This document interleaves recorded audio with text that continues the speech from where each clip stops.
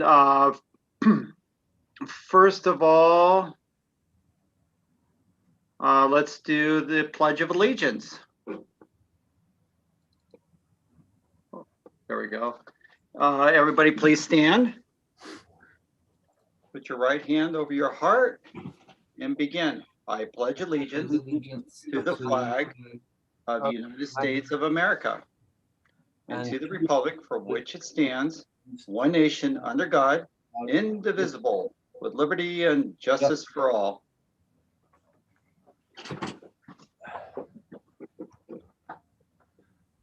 Okay. While we're back at it, let me bring up the agenda here. Is there a motion to adopt the agenda as it stands? I'll make the motion, Carolyn. Carolyn, second? Second. Bill, second. All in favor? Aye. Aye. Aye. Okay. Report out of closed session. Basically, we went over Superintendent Turnbull's evaluation, and it turns out to be a very positive one at that. All right, consent agenda. Is there a motion to accept the consent agenda as it stands? I'll make This the is motion. Amanda. Oh, Carolyn Go made ahead. the motion and Amanda seconds. Oh. How about that? It's like Jeopardy, you know, you got the little buttons push. Okay, so Carolyn first, Amanda second. All in favor? Aye. Aye. Any opposed? None. Okay. Public comments. Are there any public comments out there that on items that are not on the agenda? Nothing on text. Nothing on email, but do we need to do a roll call because I have resolutions in consent? You know what? Yes, we should do that. Thank you for reminding me. No, I that's like fine. mine. That's great. Because you know what? I wrote a note and I got to remember to read my notes. So let's back up to the consent and we'll do a roll call because the resolutions. So back up, beep, beep, beep. All right, we're there. Trustee Rodriguez, Aye. Trustee Jackson Miller, Aye. Trustee Izan Gonzalez, Aye. Trustee Friedman, Aye. Trustee Donnelly. Aye. Thank you. Okay, let's jump back forward. No public communications. And on to the cool stuff, recognitions. So let's start off with 6A, which is the Alice Woosley Scholarship Award, and that goes to Scott. Well, this is definitely the highlight of the evening, getting to recognize some outstanding educators and an outstanding student in this case for the wonderful Alice B. Woolsey Scholarship. As the board knows, Ms. Woolsey was a long-term educator in our district who wanted her legacy to live on in the term of rewarding outstanding students who happen to go through our district. And tonight we have Jennifer Rocha, and she attended New Brighton Middle School, and she has just had an outstanding resume. After having gone to New Brighton Middle School, she went to SoCal High School, where she maintained a 4.24 GPA, outstanding. And she is going on to UC Berkeley in the fall, majoring in sociology and doing some outstanding work in the community, really being a leader and sharing her gifts with others. And so, Jenny, if you would like to turn your camera on and just say hello to the Board of Trustees, I'm sure they would enjoy that. And if you'd like to tell us anything about what you're excited about heading to UC Berkeley, we'd love to hear it. Yeah, thank you so much. Hi, everyone. I'm Jenny. And I'm really excited about, just furthering my education and moving to a new place. Yeah, I don't know what else to say. It's a big step in life. Yeah. You remember Miss Roster? May I say something, Mr. Turnbull? Of course you can. So yes, Jenny is like the embodiment of what we want for our students. I'm sure Berkeley wasn't your only choice, right, Jenny? And I looked back at her transcript from middle school, and she was in AVID, she was in accelerated math, and throughout all 12 quarters while in middle school, she only received 2 Bs. The rest were As or A pluses. And this is what we talk about we want students to have choices by the time they're finishing high school. So Jenny, I couldn't be more proud of you, and you're a very worthy recipient of this award. And I want you to come back and talk to our AVID class at some point when you get a break from Berkeley, because you're exactly what we want for our students. Your path is just tremendous, and I just can't wait to see or hear what you're up to in the next few years. So please come back and talk to our AVID students. I will for sure. You'll be an inspiration. Thank you so much.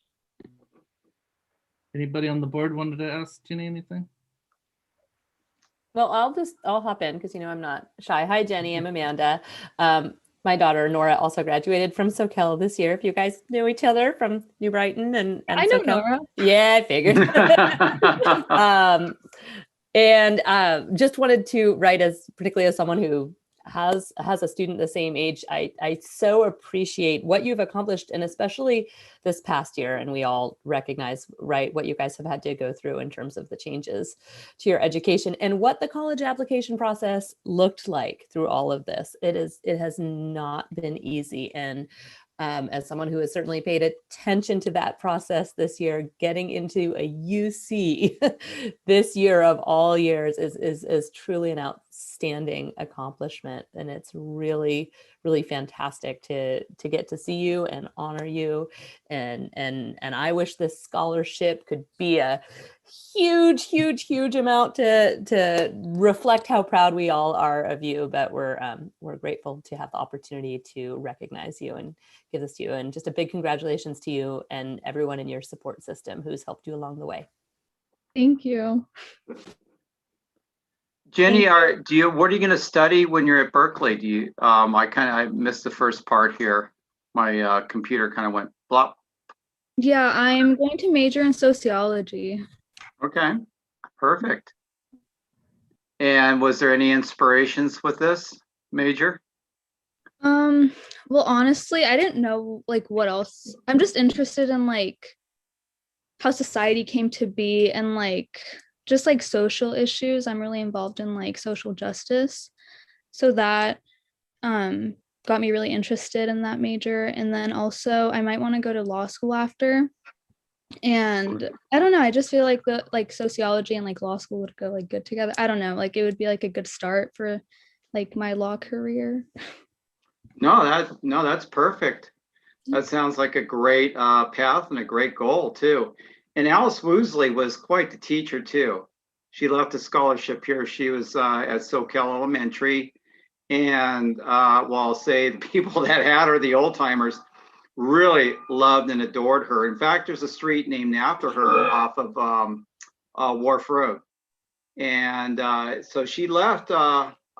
She believed in her students, and she left some funds behind when she passed away, I guess, or left the district and for the scholarship. So I think it's quite an honor to have her scholarship for an excellent teacher she was. So congratulations. Thank you. Mr. Broadhurst, is that a new hand or an old hand? Sorry, that's a new hand. Jenny, which elementary school did you go to? I went to Soquel Elementary. K5? Yeah. Okay, so you're going to go forward. You're going to blaze your own path. I really like the idea of doing law school after your undergraduate degree, and especially if you're interested in social causes, because that's something we have a focus on in our district this year. So go ahead, blaze a trail, and just remember you've got a little bit of Soquel and a little bit of New Brighton in that foundation of yours, and what a great foundation you have. Yeah. Couldn't be more proud of a student. Thank you so much. If you ever want to talk to someone as old as me about law school, you're welcome to hit me up. I did that 20 odd years ago, and I also, I was really torn between getting a social work degree in law school. So definitely understand the intersection of those two things. But again, I talk a lot, but congratulations. Thank you.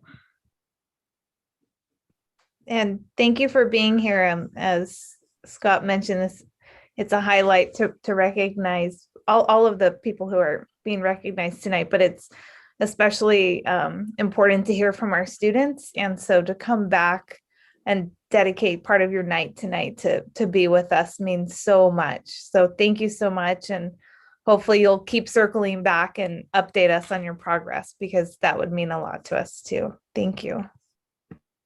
Thank you for having me.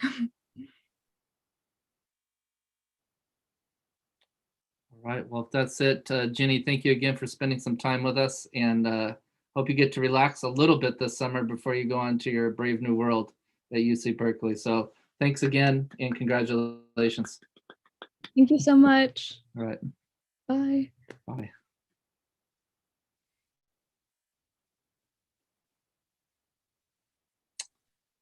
Did we lose our president?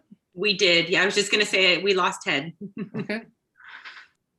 Well, I can be on the lookout for my text with him, but we have a very capable vice president, and her and I can soldier on through this most positive part of our agenda. And it looks like, Carolyn, next up we have recognition of our Community Advisory Committee Awards. Okay, so item 6B. Eric, will you be the one presenting those awards? Yes? Okay, so I guess I'll just turn it on to you. Yeah, this is a fun part. This is our Community Advisory Committee, comprised of parents in our community, and also throughout our districts. In our own county, we have a Community Advisory Committee, and we have 6 of our parents on that committee, which is very fun. We're the only district to have 6 of our parents there, so I'm proud of that. And they nominated some folks to get some awards going above and beyond this year. And Mandy Lopez is one of them. She's an instructional aide in Peter's classroom, serving our SDC students. And she's not here, but big shout out to her. She was and these awards were given on May 21st at 6:30 at night. And there's a magician there, and you couldn't believe doing a magician over Zoom, but we did. And it was amazing to see a guy do this and pull a deck of cards out of his hand. It was just, I don't know how he did it. But the next person is Peter O'Reilly. He's the SDC teacher at Main Street, and he deserves going above and beyond this year. And Gordon Barrett, I don't see him on here, but he is our SDC middle school teacher at Craig School. And Barbara Crosser is here. So Barbara Crosser was nominated as our data analyst. She works with me, and she does a great job. Just spreadsheets are her thing, and crunching the numbers, and I couldn't say more about what she does for us and student services. So those are the 4 that went above and beyond this year in a tough COVID year. So thanks for allowing me to present those shining lights in our district. Yeah, thank you, Erica. What a great cross section. You know, classified folks in there, teacher and aides. So great cross section, and like you said, not to go unrecognized that in addition to these awardees, having that many members on the CAC from our district is unprecedented in my experience. Sometimes we have to scrap to try to get the necessary 1 or 2, and to have that many represented bodes well for having the community effort, to serve students with IEPs well. So thank you, Eric, and I'll turn it back over to President Ted, who has rejoined us. I'm sorry. I just keep going dark here trying to fix the camera. So I guess I'll just be dark. But hey, each time I go to a whole nother world dimension, Carolyn, you have to take over, and then I come back, and I'll come back with the winning lottery numbers at least. All right. So Eric, thank you. And thank you for your presentation. I was listening while I was trying to, fix the glitch here. I'm a little perfectionist. So anyways, thank you for your presentation, and honoring the folks as well too. Thank you for joining us. And then succeed. Let's go on with the recognition of Joanne Roster, and I'll turn it off to Scott first. Yeah, President Ted, if you don't mind, I just saw that Gordon joined us, and he may be joining us in his capacity as SEA. But while he's here, whether that's the reason he joined us or not, I just wanted to say congratulations, Gordon, from the board and from me and from our district for your Community Advisory Award. Couldn't be more well-deserved to have both you and Peter, two of our SDC teachers receive that is so well-deserved. So welcome in whatever capacity you're here tonight. There he is. All right, Gordon. Hello. Hi. Congratulations. So we'll move on to, it's okay to move on? Yes. Scott? Yes. Okay. So I'm going to send it over to Scott first, and he'll transfer it over to Craig. I'll make my part quick because then I'm gonna, as Ted said, I'll turn the virtual mic over to Craig. But I just want to say Craig is going to introduce the Santa Cruz County Teacher of the Year, Joanne Roster, a more deserving recipient there could not be. And I hope one day that there is a street named Roster Avenue. I'll just say that. And with that, I'll turn it over to Craig. We do have a bunch of lists at school named after her. We call those class rosters. Ting, ting. Okay, let's keep on going with the roster, huh? Okay, so first of all, I would like to thank the Board of Trustees for recognizing our award recipients tonight. That's very nice of you to do that and spend some time.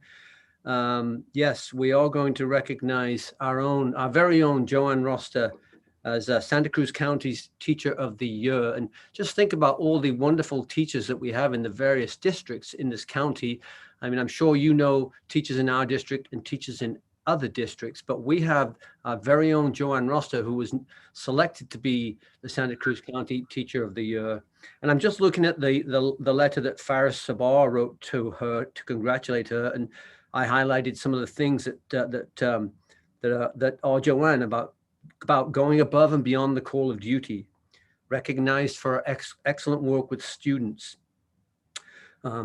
advocating for their success, creating a safe and trusting environment, support, not only providing support for students, but also for colleagues.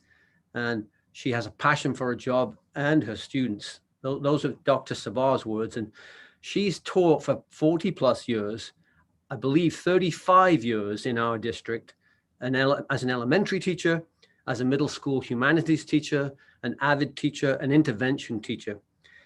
She shows up every day with the wisdom of 40 plus years in teaching, but she has the energy of a brand new teacher. She loves children and her job of helping them improve in their skill set, and she shows students she cares about them, and they work hard for her and for themselves. And I want to share a few student comments because I did talk to students regarding Miss Roster, and here's some of their words. She's encouraging and inviting and has a great sense of humor, as well as being easy to talk to. There's something about her makes me happy. She puts a smile on my face. She's my favorite teacher. I just think she genuinely cares about all her students. Her teaching techniques make learning fun, and she has fun projects to learn practical things. She's really easy to work with. She understands us. She's kind, and she allows people to have fun and collaborate. She gives good advice and helps out with any problems. She's a teacher, but she's also like a counselor. So some wonderful words from our students. And we all know it's critical that students have a caring adult in their lives. And I know that Joanne is a significant adult in many students' lives and has been for many years. So thank you for recognizing her. We're so proud of Joanne Roster. She's a colleague and a friend and a credit to our district. So thank you for recognizing her. And Joanne, if you'd like to say a few words, and we'd love to hear from the Teacher of the Year.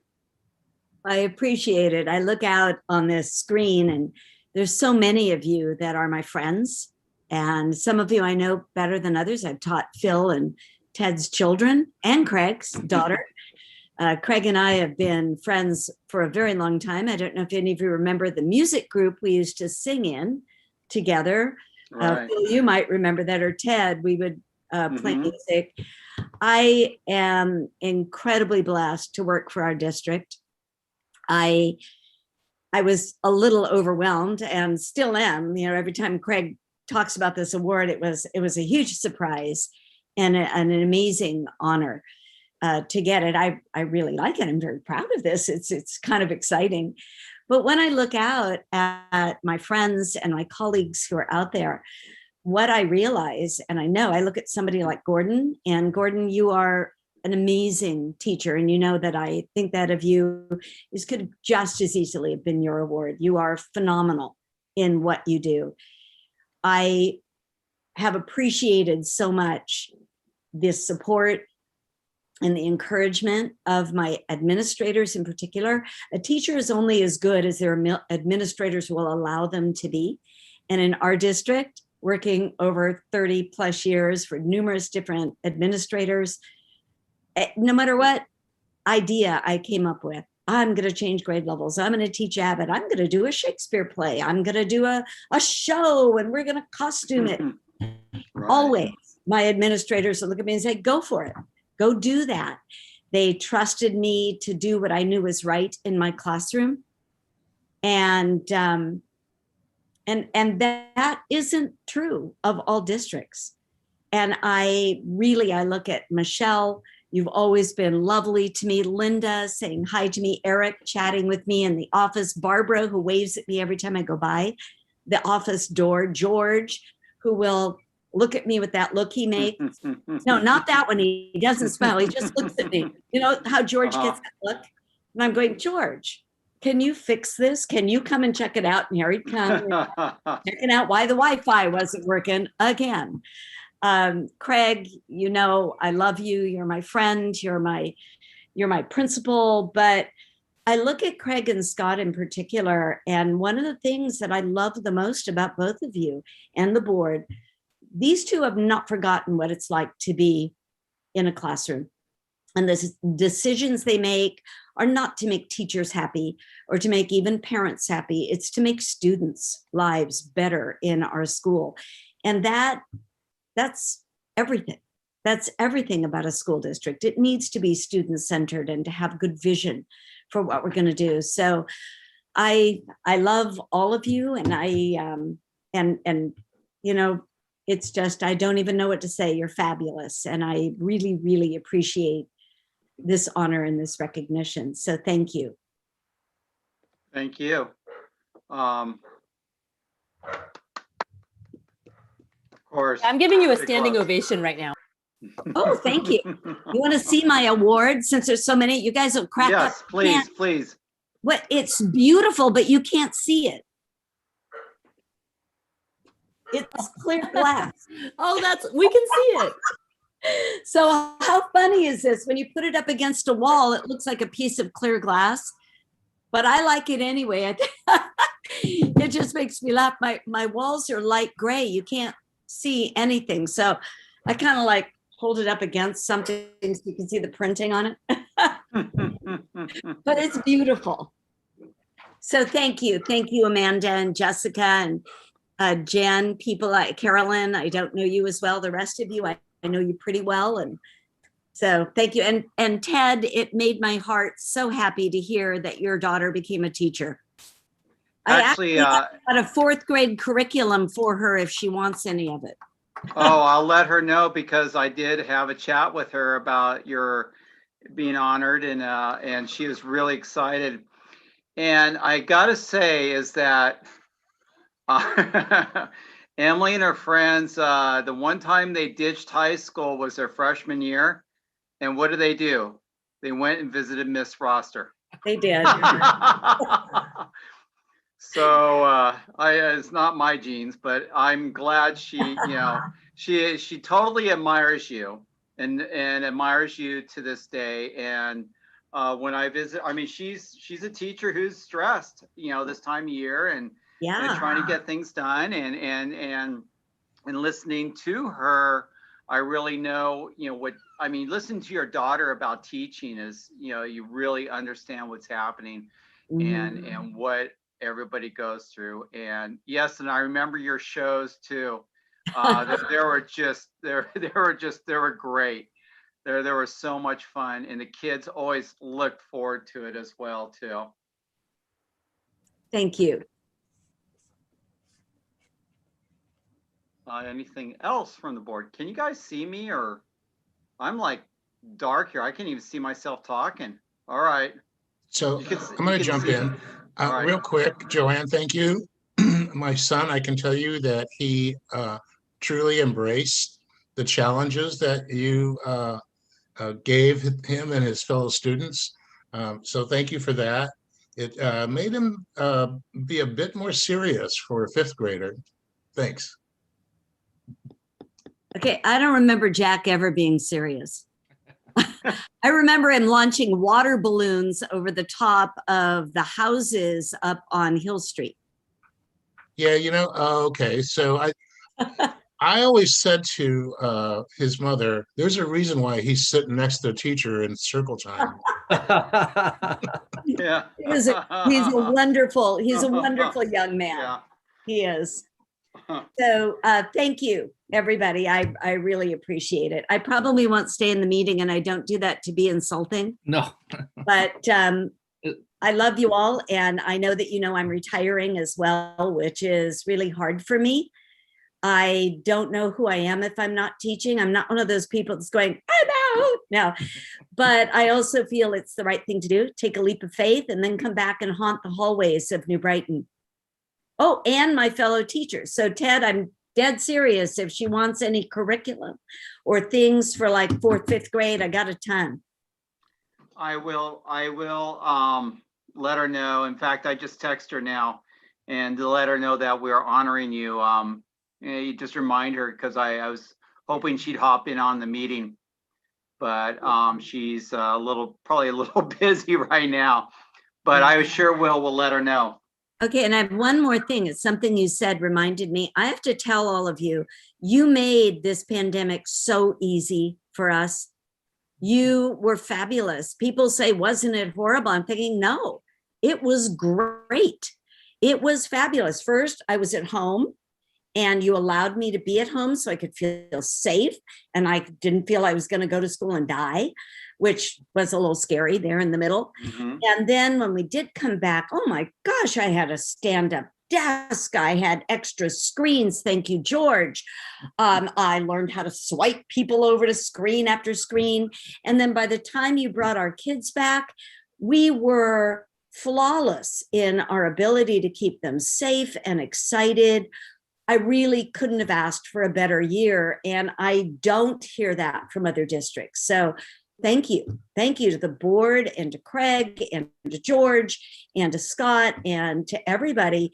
Really, it wasn't that hard. It was a hoot. And then they came back and they were thrilled to be back. So I want to thank you for an odd year. It was really great. It was a great year.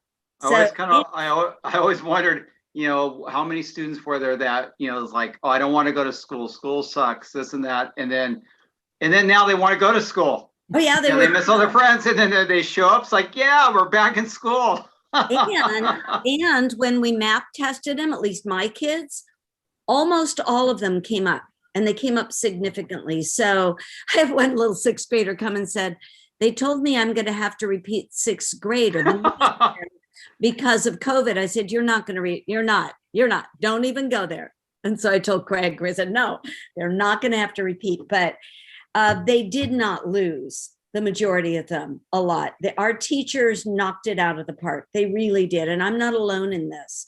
And Gordon, I know that you know that. Phenomenal people. And I really appreciate how organized and how well it all came together. So thank you. No, thank you. You're so gracious, Joanne. And I'll just say it as we wrap up, and it was rewarding to have Ginny come on not too long before you, because it really is everything in a nutshell. We're here for the Ginnies, and there's not the Ginny success stories without the Joannes. So thank you for everything you've done for this district.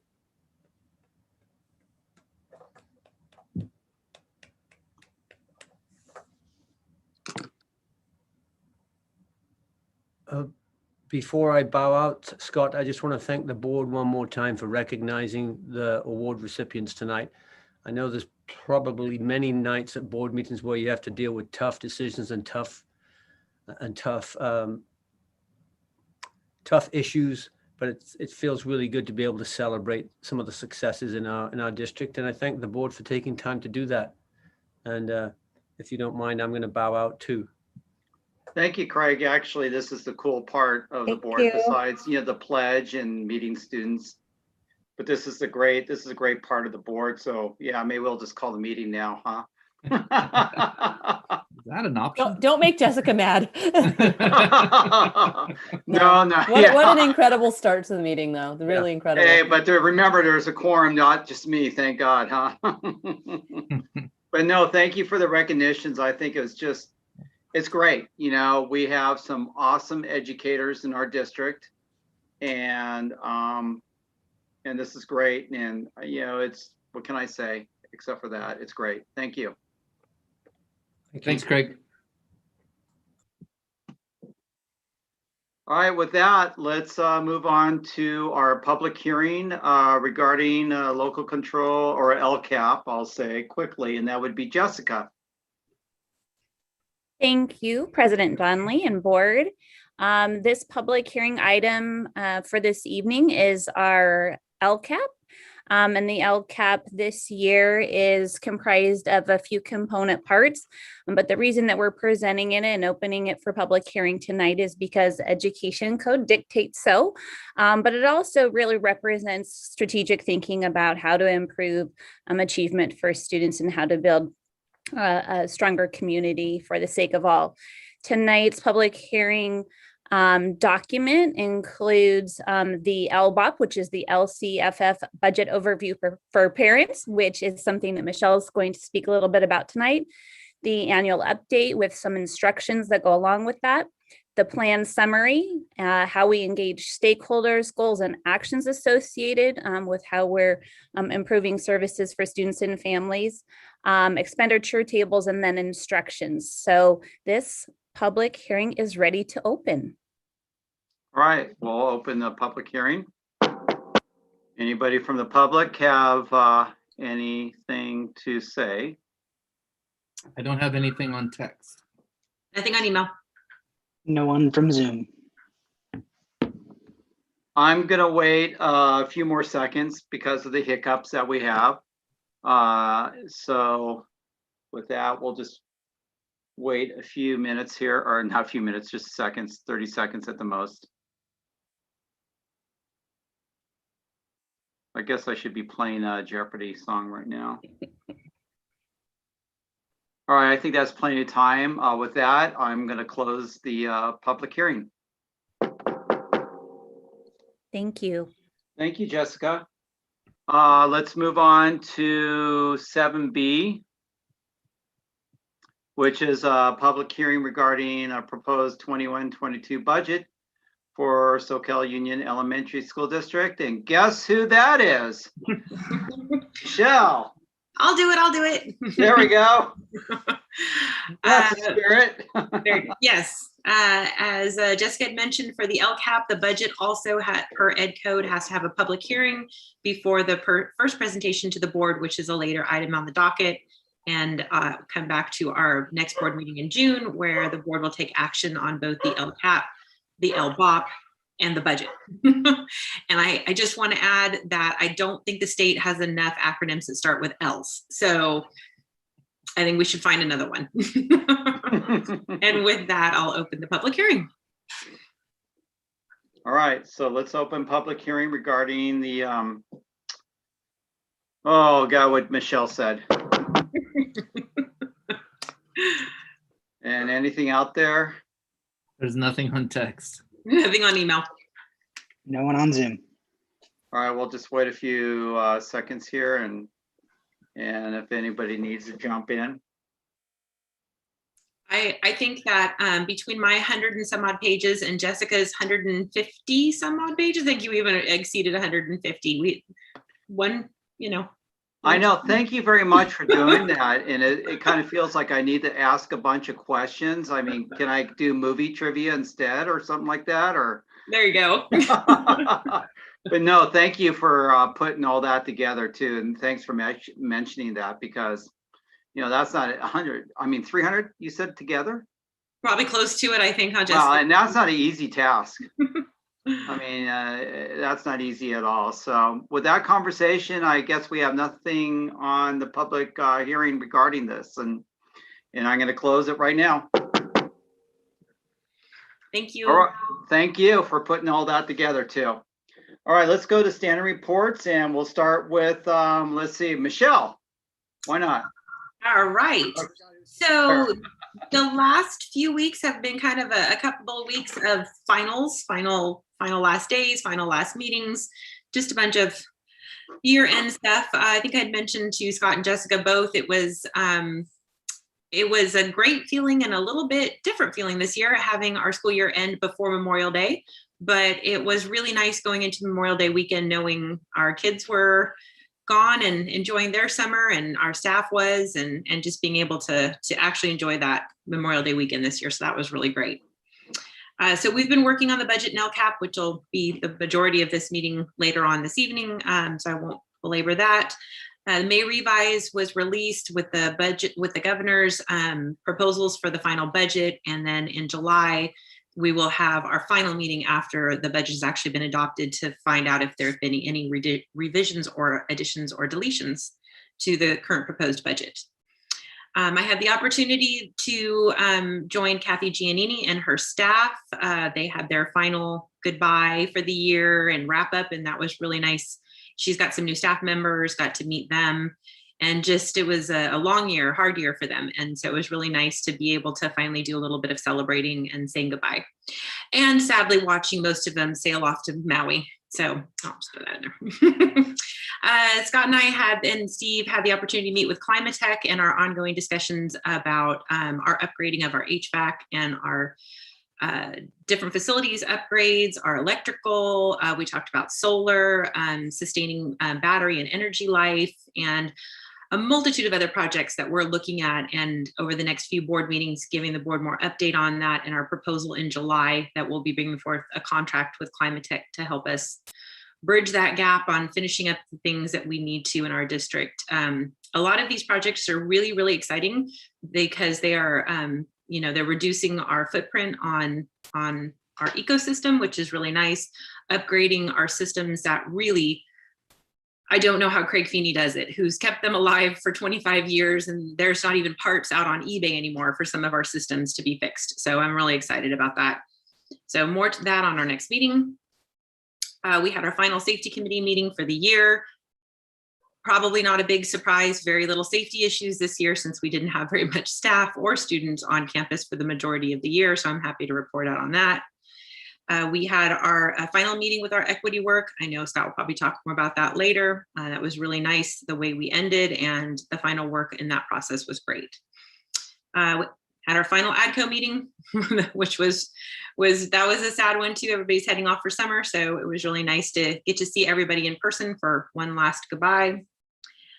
Also working on updating our use of facilities form now that we are coming back in our facilities. We're getting interest from the community at large about wanting to use our facilities again for different things. So we're just looking at shoring that up and making sure everything is in proper place for still the COVID safety precautions that are still in place and what might come. Let's see.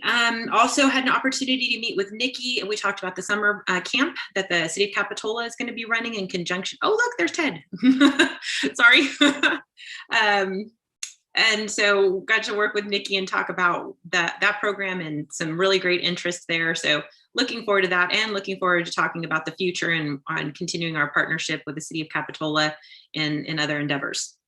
And just two final ones, George and his group and Jessica, we're going to be doing our first implementation of Infinite Campus tomorrow, our first training with the front office staff, and they're going to get to dive into the system and look at that. And my understanding is the transition is going really well. Front office staff, big shout out to them, cleaning the data up and everything that they've done to facilitate that process. And the final implementation of our new POS system for child nutrition services, Titan. So that's Kathy Giannini's really looking forward to that. And so that's me in a nutshell this week.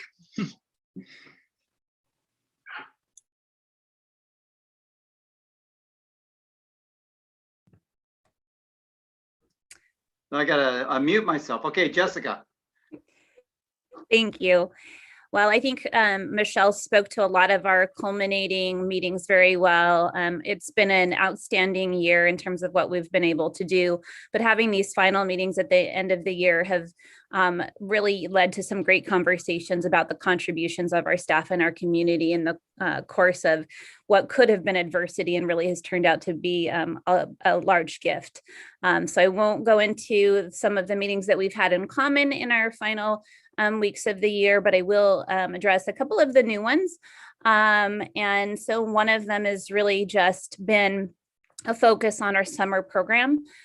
We were very fortunate today to have our full summer program team in their first day of planning today.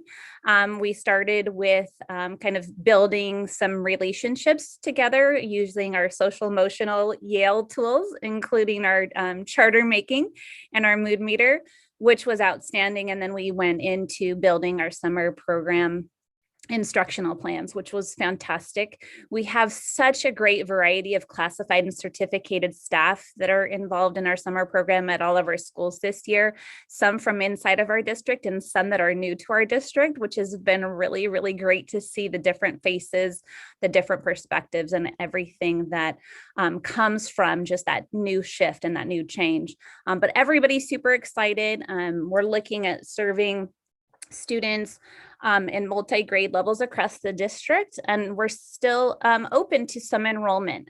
So we do have some spaces open. So for the community who's listening and would like a space for their child to extend their learning by 4 or 8 weeks this summer, certainly reach out to your site principal and or me and let us know, and we will certainly see if we can accommodate you in that with that space. But that's been a really, really great I think momentum builder into the summer program. We've got some instructional materials coming in, and all of that is going to really make a big difference for some opportunity losses maybe through the course of this COVID time.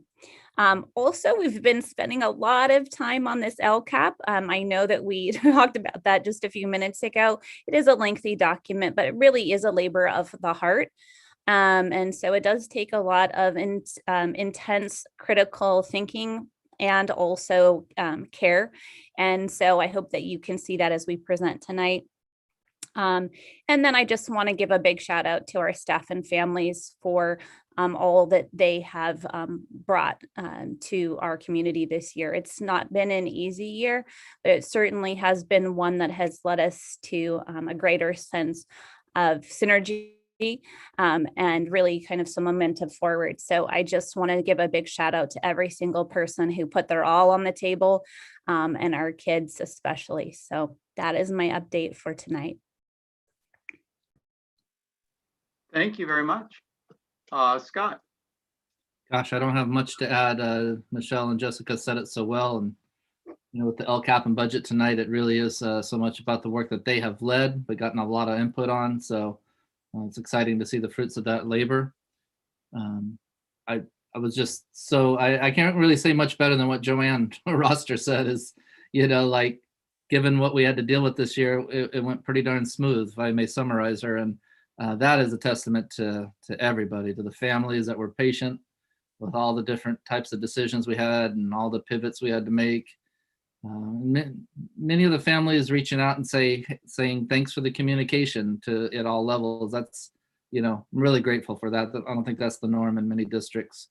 And in both associations, CSEA and SCA, being with us every step of the way, trying to make the best decisions for students and staff, and just everybody, you know, as Joanne mentioned, you know, the work that fell on IT this year, and you know, all the different ways, and making sure every student not only had a Chromebook, but that's where the majority of the work was being done. And people like Sandy Figueroa in HR, who all of a sudden are, you know, being involved with, you know, making sure contact tracing letters are being sent out. Everybody just picked up whatever needed to be done. And it was certainly, like I said, Joanne put it the best, that everybody did the best they could to make a challenging situation turn out well, and it did. And I know my staff has probably heard these numbers like 4 or 5 times now, but I think we all should be proud of the numbers we ended up with. 91% of our elementary students those last several weeks, 5 days a week in person, and 84% of middle school. And you go, well, why lower? But you compare that to other middle schools around the state, and that's a high number of in-person learning. And I don't think there's a better set of data that we could all be proud of, because it really did take everybody. So I'll just wrap it up with that, and then as a lot of job-alike groups are doing, at the end of the year, being able to celebrate in person, we were able to celebrate, as I think Michelle alluded to, with our administrative council, and that was just so nice after 15 months to be able to be in person and share a little time together and be thankful for the support and work we've done. And the only bittersweet part about that is our amazing principal at SoCal-L, Kristen Murphy, is kind of a bittersweet goodbye to her, although she's still with us for these next couple weeks. We're winding that down, and she is going to be difficult to replace, but we are working hard to find a suitable replacement for her. So we will miss her, but onwards and upwards, and that's my report for tonight. All right, thank you. So then we have CSEA. Anybody from CSEA? There's a report out. I don't see anybody from CSEA.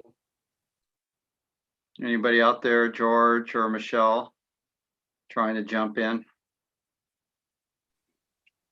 Yep. Okay. No. No virtual jumps. Okay. Well, we have SEA. We have Gordon here. Hey, Gordon, how's it going? Hey, everybody. Welcome to summer.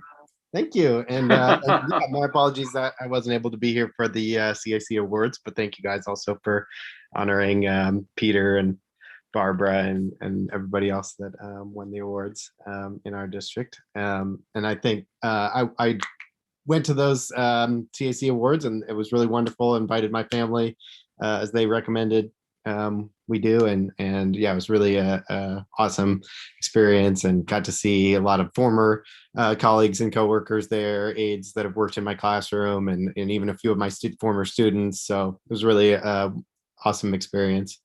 SEA is meeting again over the summer like we did last year. So we've got a meeting coming up on Monday.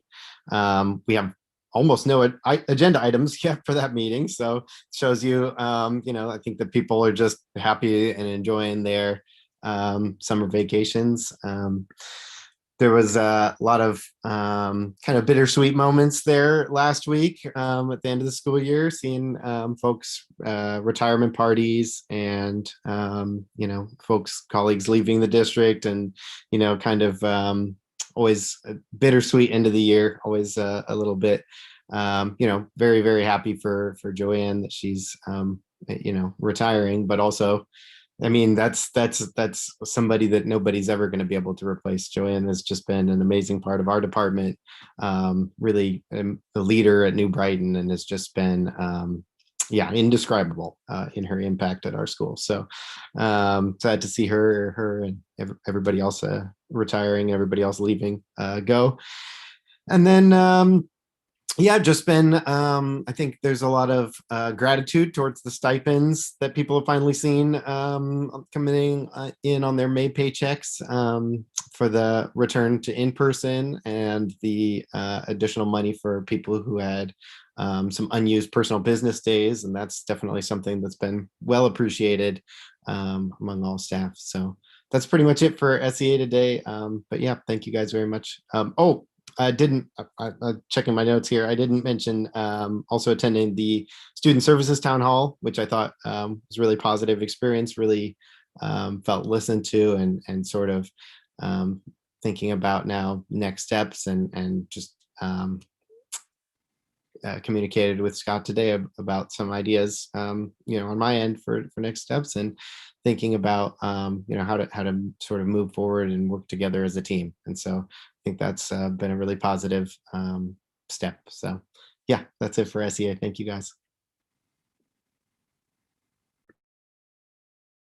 Unmute. There we go. Thank you, Gordon. And you have a great summer. and time off, and thank you for everything you've done too. It was a interesting year and a half or 2 years or whatever, but you know, the teachers, you know, pulled it together and they did an awesome job. So I see clapping back there. Where's my sound effects here? But anyways, kudos for all you guys. Thank you. All right, trustees, this is a hard one to follow. Who wants to go first?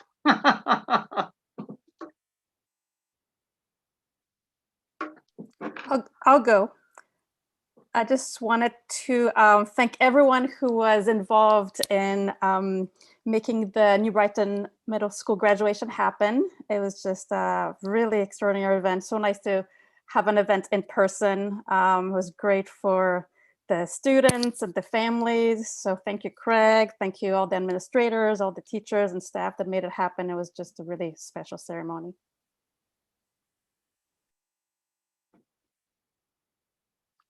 If I can just tag on to that real quick, kudos, just like Carolyn said, and also let you know that Craig sent a very nice email to the administrators at Soquel High School and to the Santa Cruz City Schools, Superintendent Chris Monroe, because they really went out of their way to make it as convenient as possible for us. And they didn't have to do that. They literally offered it, as I told you. We didn't even have to ask. And having that kind of connection with the neighboring district is really rewarding. I thought it was a great venue. Hopefully, we could continue to do that.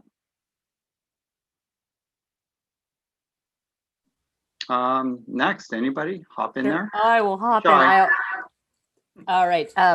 Also, yeah, great appreciation for the New Brighton graduation. It was really wonderful. You know, even if it had been, it was great to have that venue. So thank you to Soquel High, and then it was fun, right, for my own family's graduation. Then going back there at 8:30 the next morning and seeing how it was sort of the same, but then with some changes for the high school graduation. But yeah, how gracious of them to lend their setup and then have their staff come what must have been bright and early. Actually, it was very gloomy and early the next morning to turn it around and get it ready for the high school graduation. So really, really incredible. And yeah, I'm sure Corey and Christina and so many folks made the magic happen for New Brighton. And I know I just couldn't kind of contain myself getting the pleasure of sitting there where we get to sit and being close to the kids, you know, just watching the way they cheered each other on. And to me, it felt so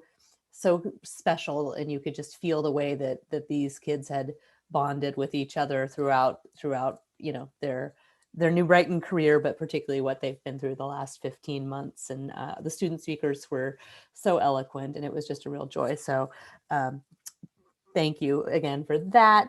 And then I also just wanted to acknowledge that it is Pride Month, and just show great appreciation for the flags flying in honor of Harvey Milk Day, and you know, being able to see our district among the many other districts in the county who've chosen to recognize Pride and fly the flag for this important time. I really appreciate that, and I think it's something that's meaningful for students and families.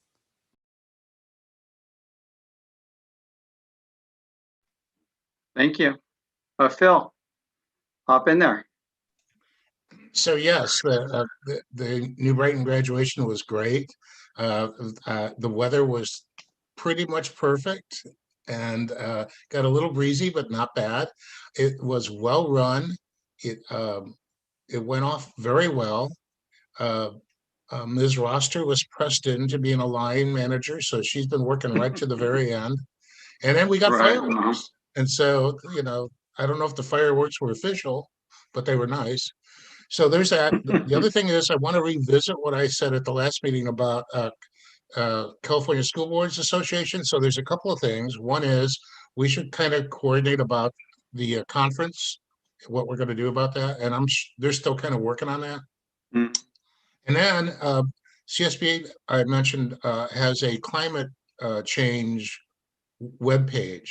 And what they're listing, and it's changing, what they're listing is sources of grant money for greening up your school district. And so that's what Michelle's working on right now. So maybe there's an intersection of what we're doing and money.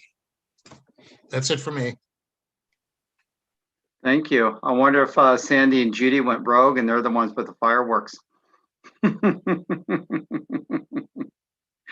Jen.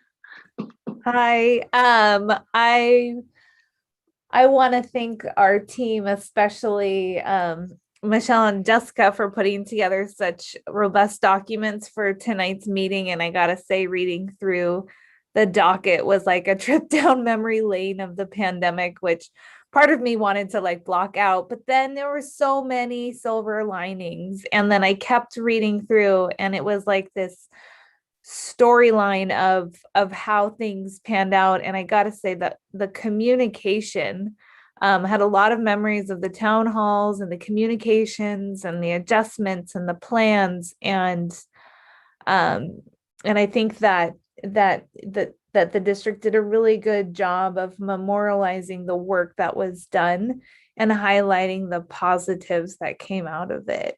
And so it was so nice to hear Miss Roster talk about that. Like it wasn't all bad. There were a lot of great things that happened, and it was great to hear her being honored tonight. And then also, was it last week at our COE board meeting, hearing Craig speak too? It was that was a beautiful event as well. And so the celebrations and the focus on the positives are much appreciated, and just the whole work of this team and Scott's leadership is just it's felt. So thank you so much. And Amanda, thank you for mentioning Pride Month and the flags everywhere. It's just really a time to celebrate. It's great. Ted, it's nice to see you again. I'm so glad you figured your video out. I actually, if that happens, go in the settings and turn your video off and then back on again. So yeah, George Lopez probably attested that. Yeah, turn it off and on, reboot. Yeah, thank you everyone for everything, and the amount of work that Jessica and Michelle put into the hearing information. And I mean the LCAP, every week I was talking to Scott about that, and everything that goes into it. I guess it's a good thing we do it weekly, because if we did it monthly, then there'd be more items you would have to add to that. So I guess it's beneficial, but it's a lot of work. And sorry I don't answer a lot of questions again. Maybe we could just do movie trivia instead of questions. And then the graduation or the promotion was really was great. And I like the setting, and I'm going to get a little personal here, but as board president, usually you have your speech at the beginning, and then you bask, you walk off the stage, you bask in your glory of your speech, the whole bit. And of course, everybody, just loves you, the whole thing. Being towards the end was really, it was something. It was an eye opener for me, because I thought of coming up with one thing, but then I decided to go a whole nother route. And watching, I mean, the valedictorians, salutatorians, everybody that had the honor roll, I can't say that it was easy probably for some, and some people just worked the butt off to really, to have that honor. And as they were going up there, where we were sitting, I was able to kind of sit, and I was looking at some of the other kids, and I mean, I could say kids were they're stoked, they're excited, and I saw some sad faces, and who knows what that was for. And me, I was the one with extra help. I was the one that needed that, and I thought of kids. There's ones that are sitting there that really had to work really hard just to move on to high school. And I mean, I even thought, well, maybe we could honor these kids, but that would be hard. I mean, if I were coming out of 8th grade and if I needed extra help, heck no, I wouldn't want to go up in front of a board and be honored. So I don't know, Scott, Michelle, Jessica, if any child that you know of who has had to do the extra work to just receive that piece of paper promotion, just tell them the board says congratulations and right on, good job. And we'll leave it at that. Thank you. All right, next. How about them Giants? Let's see. Let's go on with our presentations. And we have 9A, which is budget overview. And let me guess who it is again for budget. Michelle. That's me. Michelle Money. I know, Ching, right? ching, ching.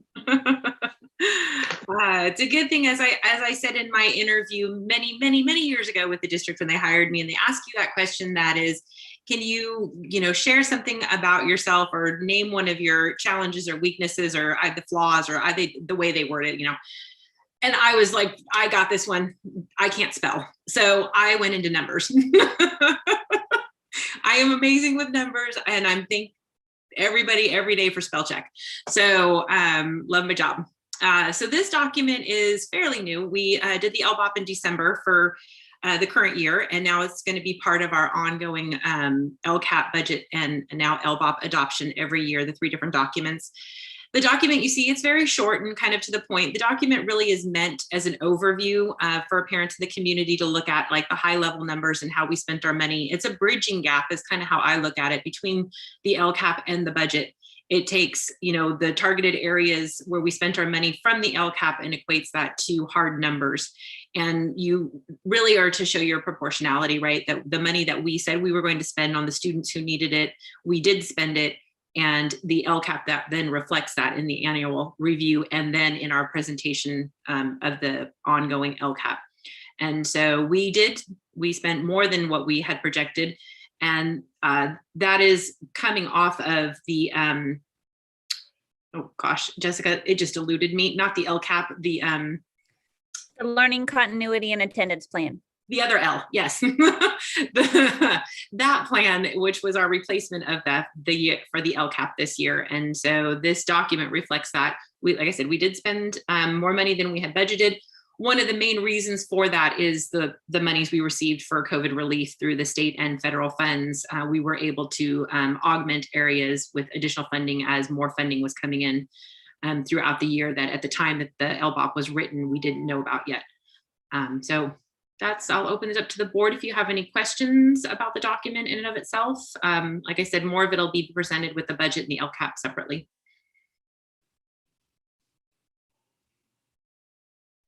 Bill. Okay, board. So, wait, I didn't go dark yet. Here I am. So Michelle, I'm gonna ask the obvious. When you fill in the numbers in the budget, it automatically fills the numbers into this document, right? Oh, do I wish. The LCAP, the LBOP, and the budget are all independent of each other. And so hence the Jessica and I cross-reference our information a lot to make sure that what she's writing and saying is what I'm interpreting for money purposes. I suppose touching the numbers a number of times is a good thing. It did, it was interesting, Jessica will present later that we have the annual update for 1920 and 2021 as that was revised, as part of the adoption of the LCAP for this year. And going back to 1920, because we didn't have to do that before, because the LBOP was kind of supposed to replace that in a sense. Looking back on 1920, I was like, oh my gosh, that was so long ago, but it really was only a year ago, but it seemed so long ago. But we were able to accomplish our goals in 1920 pretty much as set forth, because it's been a while since I've seen that document.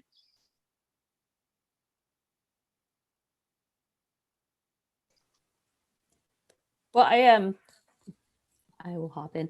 I appreciate the intention, and not that this is anything from us or from you, right? The state's intention around doing the LBOP and trying to give people a snapshot and some, whatever the snappy word is for the visual, the visual quick reference to gain an understanding, but not how I would have designed it. Again, I mean, I know I'm not getting into your content. The content obviously is, this is correct. This is the accurate information. There's nothing we can do about the template, and I'm glad that we're giving people information. I guess I'm just making a general comment that it still doesn't quite feel as user-friendly as I would hope for it to feel. for people who aren't accustomed to looking at this kind of information. And again, that's absolutely nothing on you or your department. It's the template you were given. Amanda, I mean, it's so true, because this does not reflect what was in our annual update, in our LCAP, and our learning continuity plan. I mean, it really doesn't. The hard work that went into that and what those numbers in those documents represent. This is like a one-page summary and gives you one number, and then once I type those numbers in, it populates everything below. I don't even do that form in and of itself does it. So it's I'm with you. I think the LCAP is a much better document if you want to look at what we've done and what we're going to do. But I thank you for doing it. Right. So I think what this is the state moving towards that ESG, environmental, social governance scheme of things, and where you have to be more transparent as a government entity.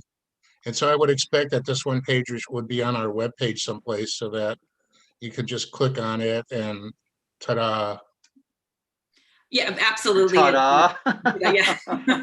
It's posted along with the LCAP and the budget on the webpage. It's interesting because all of the other reports that we have to do that actually break down, I mean, we have to do a report and a template and a plan for almost every pot of money that we've received from the state and federal government, and then a tie out of those funds after we've spent them. And none of those plans have to be presented really to the board. The ELO did, the Extended Learning Opportunities Grant did, but in and of itself, most of them are just sent to the COE, and they kind of go there and linger. So, yeah. Ta-da is an accounting term, Ted. Okay, I thought it would come out, when you press on it on the computer, go ta-da. I didn't know that. Well, thank you. What's it stand for? We're black.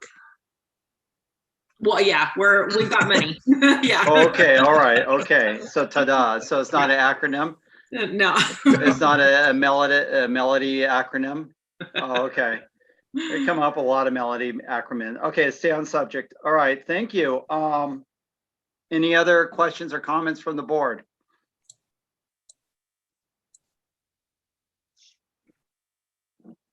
Okay, if there's none, then I guess we'll move on. But I mean, thank you very much, Michelle. And we all thank you too.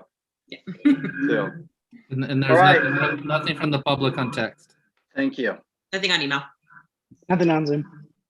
Thank you. I'm still thinking of ta-da. All right. All right, great. 9B, Jessica, let's do our presentation on LCAP. Do you have a jingle for that? Like ta-da, do you have LCAP? If only I had known in advance I needed to come up with one. I will work on that before. Yeah, get a purple dinosaur to come out and go LCAP. I think you should be the one who creates the jingle. It sounds like it's just right there for you. Okay, all right. Well, greetings again to our esteemed board and our public who's viewing tonight. It is my honor and privilege to be able to present a brief presentation tonight on the local control accountability plan for our district for this year. The attached plans were actually in the public hearing portion of the document, and this presentation is intended to give like kind of a bird's eye view of the contents of each of those plans. And as you probably noticed in your view of those plans, there's really two component parts. One is the annual update, and the other really is the new plan moving forward for us. So Scott, since you're navigating my slides for me, thank you. We have two presentation objectives for tonight. The first really is to describe the difference between the two plans included in the LCAP presentation that was available for public hearing tonight. And to note that the first plan really is just the annual update. And the annual update typically goes along with what is a normal year.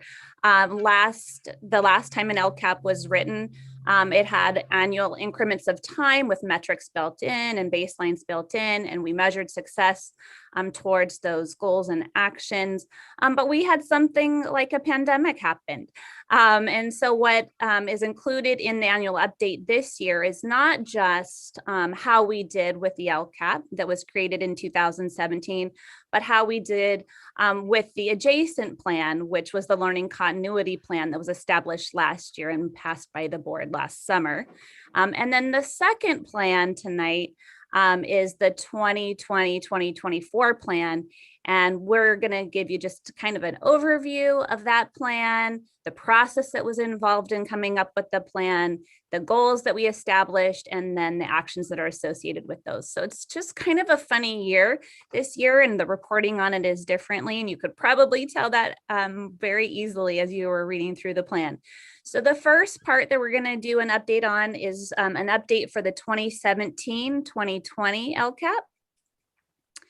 And really there was, if you can go back in time and remember in 2016-17 at the end of that year, when that plan was approved by the board, there were 3 basic goals. The first one was that students would receive high quality instruction and standard-based curriculum that promoted college and career readiness. The second one was that we would use data-driven learning cycles and research-based interventions to close achievement gaps. And the third was that all schools would be safe and inclusive and welcoming environments. And while those goals that were established in 2017 and 2020 were set with some metrics and baselines that existed in 2017 and didn't necessarily exist when we were trying to represent progress in 2020 and 2021, because we weren't able to collect some of the data points that we had established earlier on, and that was in 2017. So as we took a look at this plan, we had to say, were these goals met or not? And do we have the right kind of data to tell us so? So we do have some overarching noticings in this. Related to goal 1, we do think that students received high quality instruction when they were in school with us from 2017 to 2019. And then even after that, when students went into distance learning, we feel like we gave students high quality instruction to the best of our ability, understanding that we learned new platforms and new ways in which teaching and learning was going to happen. Related to the data-driven learning cycles, we really did have some limitations with assessment, especially in 2020 and 2021, because virtual assessments were really difficult to administer. So we have really revised that goal in moving forward. It's a goal that we still see as in process in the coming LCAP. And then another noticing we had related to goal 3 was just that the in-school safety was really difficult to measure when students were not in school. But we do know that while they were in school, our suspension rates dropped. We know that the ways in which we are governing students, particularly with the governance system at New Brighton, really impacted the discipline processes.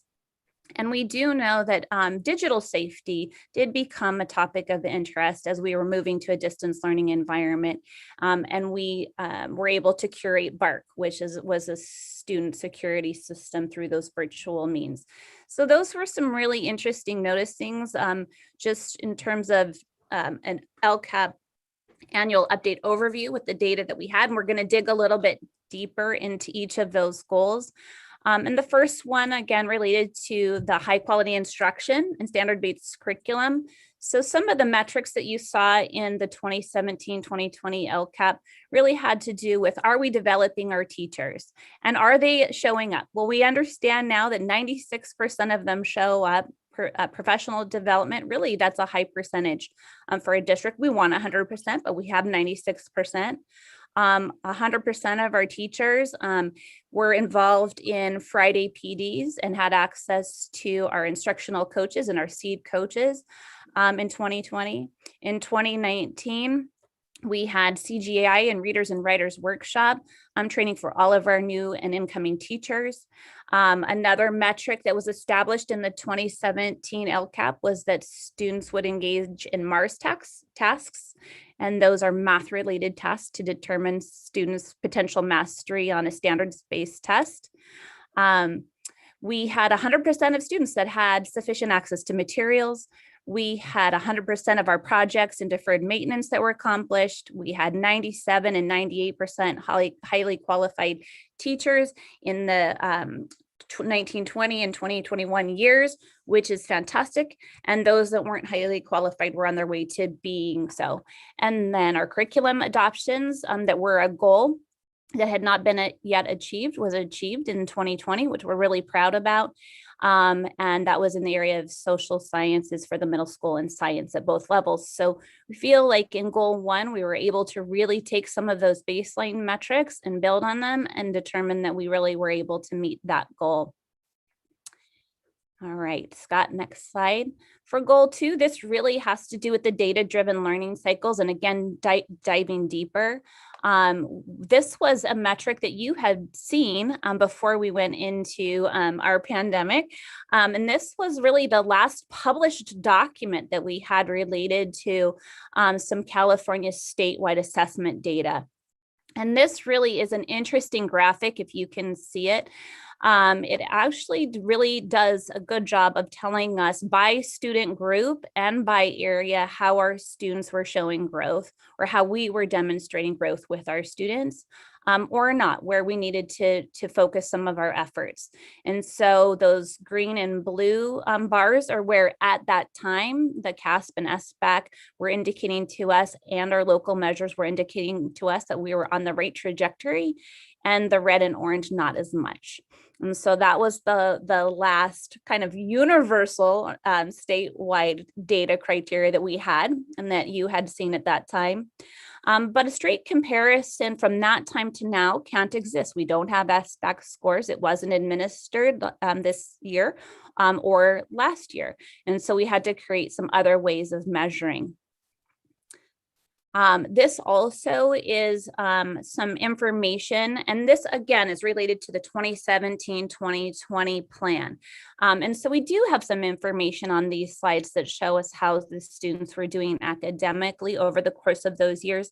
And we can notice just some nominal shifts, not anything that would be extraordinary and certainly not delineated by subgroup like the past slide, but the past slide I think is a much more impactful slide in terms of looking at where our district is like really with marginalized groups in particular. But this is just kind of a general graph that shows like how our students have achieved in English and language arts and math up until the point we went into the pandemic. So again, just marginal shifts.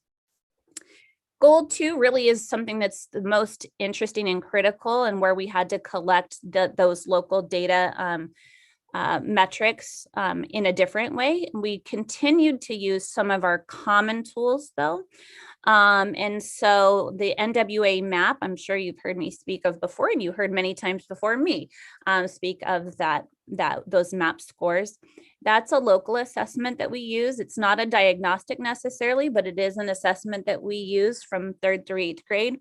And it measures students' proficiency in English language arts and math.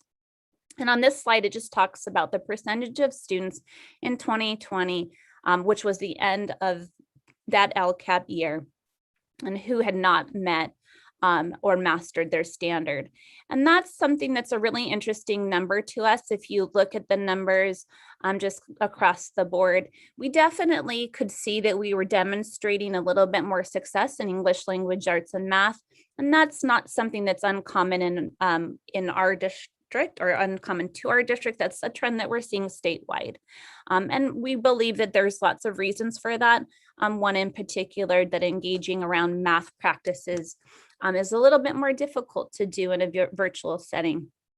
And so we're looking at that data carefully. And then another local measure we use is the Fountas and Pinnell, which is the F&P in this case, and the 2020 measurement. And that's a literacy metric. And it shows the number of students by percentage, the standards that had not been met. And so actually that tells us some really good information. It does indicate to us that in 2020, our literacy scores were actually pretty good and a little bit higher than we expected, although not what we want. And then goal 3 of that 17 LCAP plan was related to school safety, like we talked about. And this was really interesting. We, in the 1920 year, half of it being a pandemic year, we still had about 95% attendance rate, which was actually a lot higher than anticipated, and even higher after the pandemic, which was really interesting. About a 98 to 99% attendance rate is pretty remarkable, but we'll talk about that a little bit. The chronic absenteeism, which is in our district a pretty low number, 5.2%. And we believe that there are lots of reasons for that. We actually have a really great cost system, which is a response system. It's a coordinated services team system, and an attendance plan that actually is built into that cost team that we believe impacts that.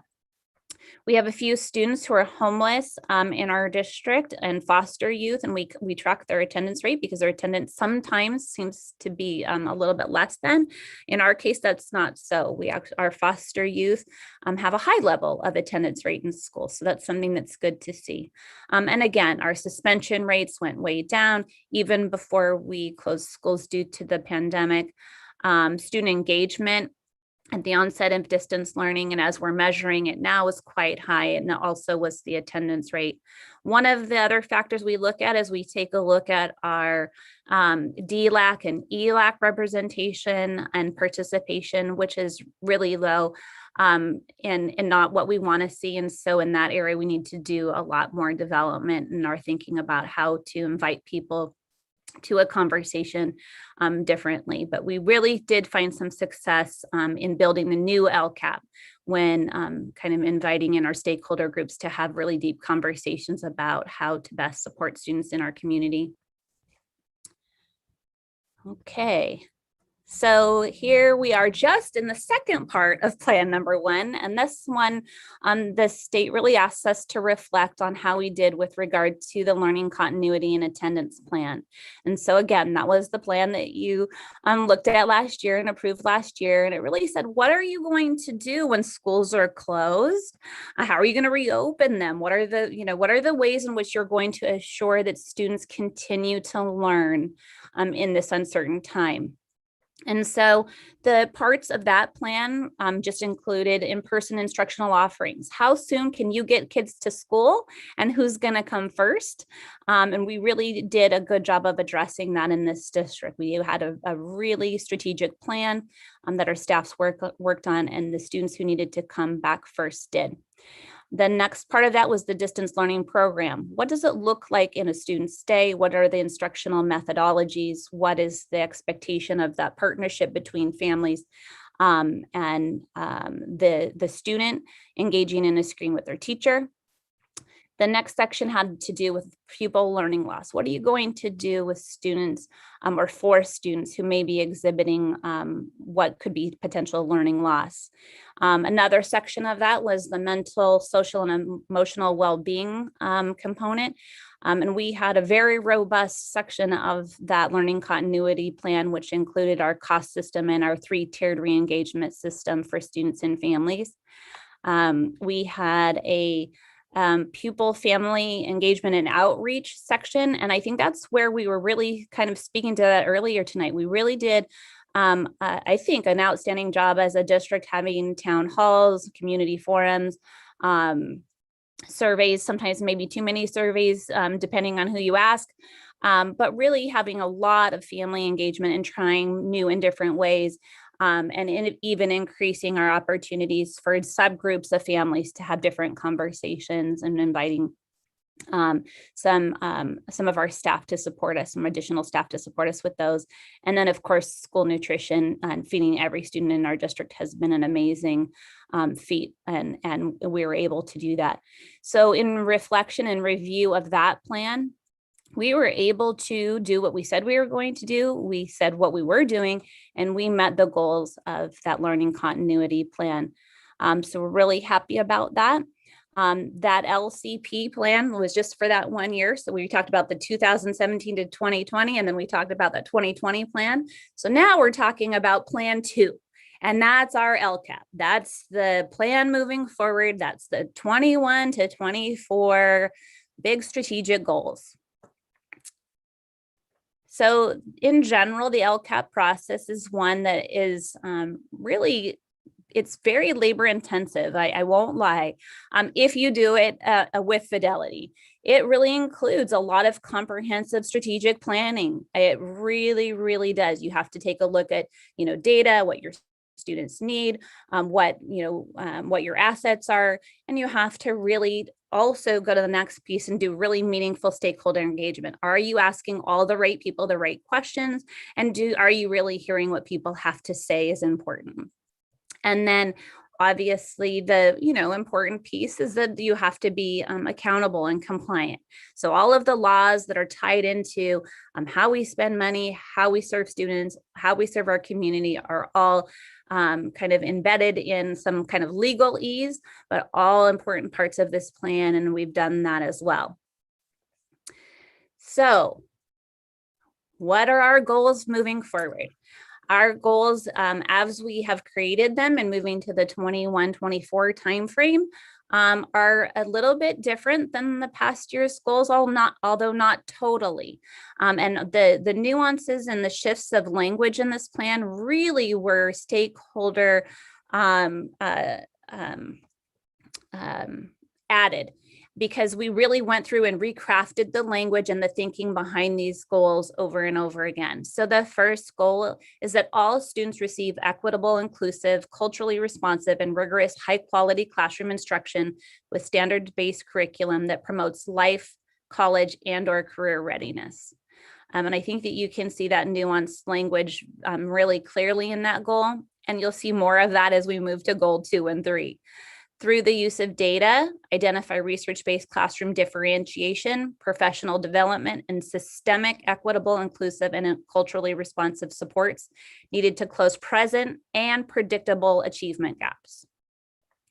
And the third, all schools will be safe, equitable, inclusive, culturally responsive, and welcoming environment that engage the entire community of staff, students, and families in strengths-oriented partnerships that support learning for all. So those are our 3 goals moving forward. Each LCAP goal really included thinking and perspectives in some significant component areas that every district has to align with. One is, what are the increased educational opportunities for students? We know that that had to exist. What is the professional development and training needed in order to move these goals forward? What are our responsive practices going to be? What are our instructional materials going to look like differently than they look today? What is the assessment analysis and data collection process going to look like different so that we achieve different results moving forward? And then what is the student and community engagement going to look like different than it looks like today? Because we know that our shifts in thinking are going to have to require a shifts in our understanding. And so just some highlights moving forward into the LCAP. We've listed here, we have had a lot of post-COVID reflection, and it's really given us time to take a look at what we've done well and what we need to do better. And so some introductions to this plan that you probably saw were the integrated arts specialists, which I am so thankful for the board approving that job description today, because that too was a labor of love. The core instructional materials development, the culturally and linguistically responsive materials development, which we're already receiving. We're really excited to get moving on that with our trial in summer school.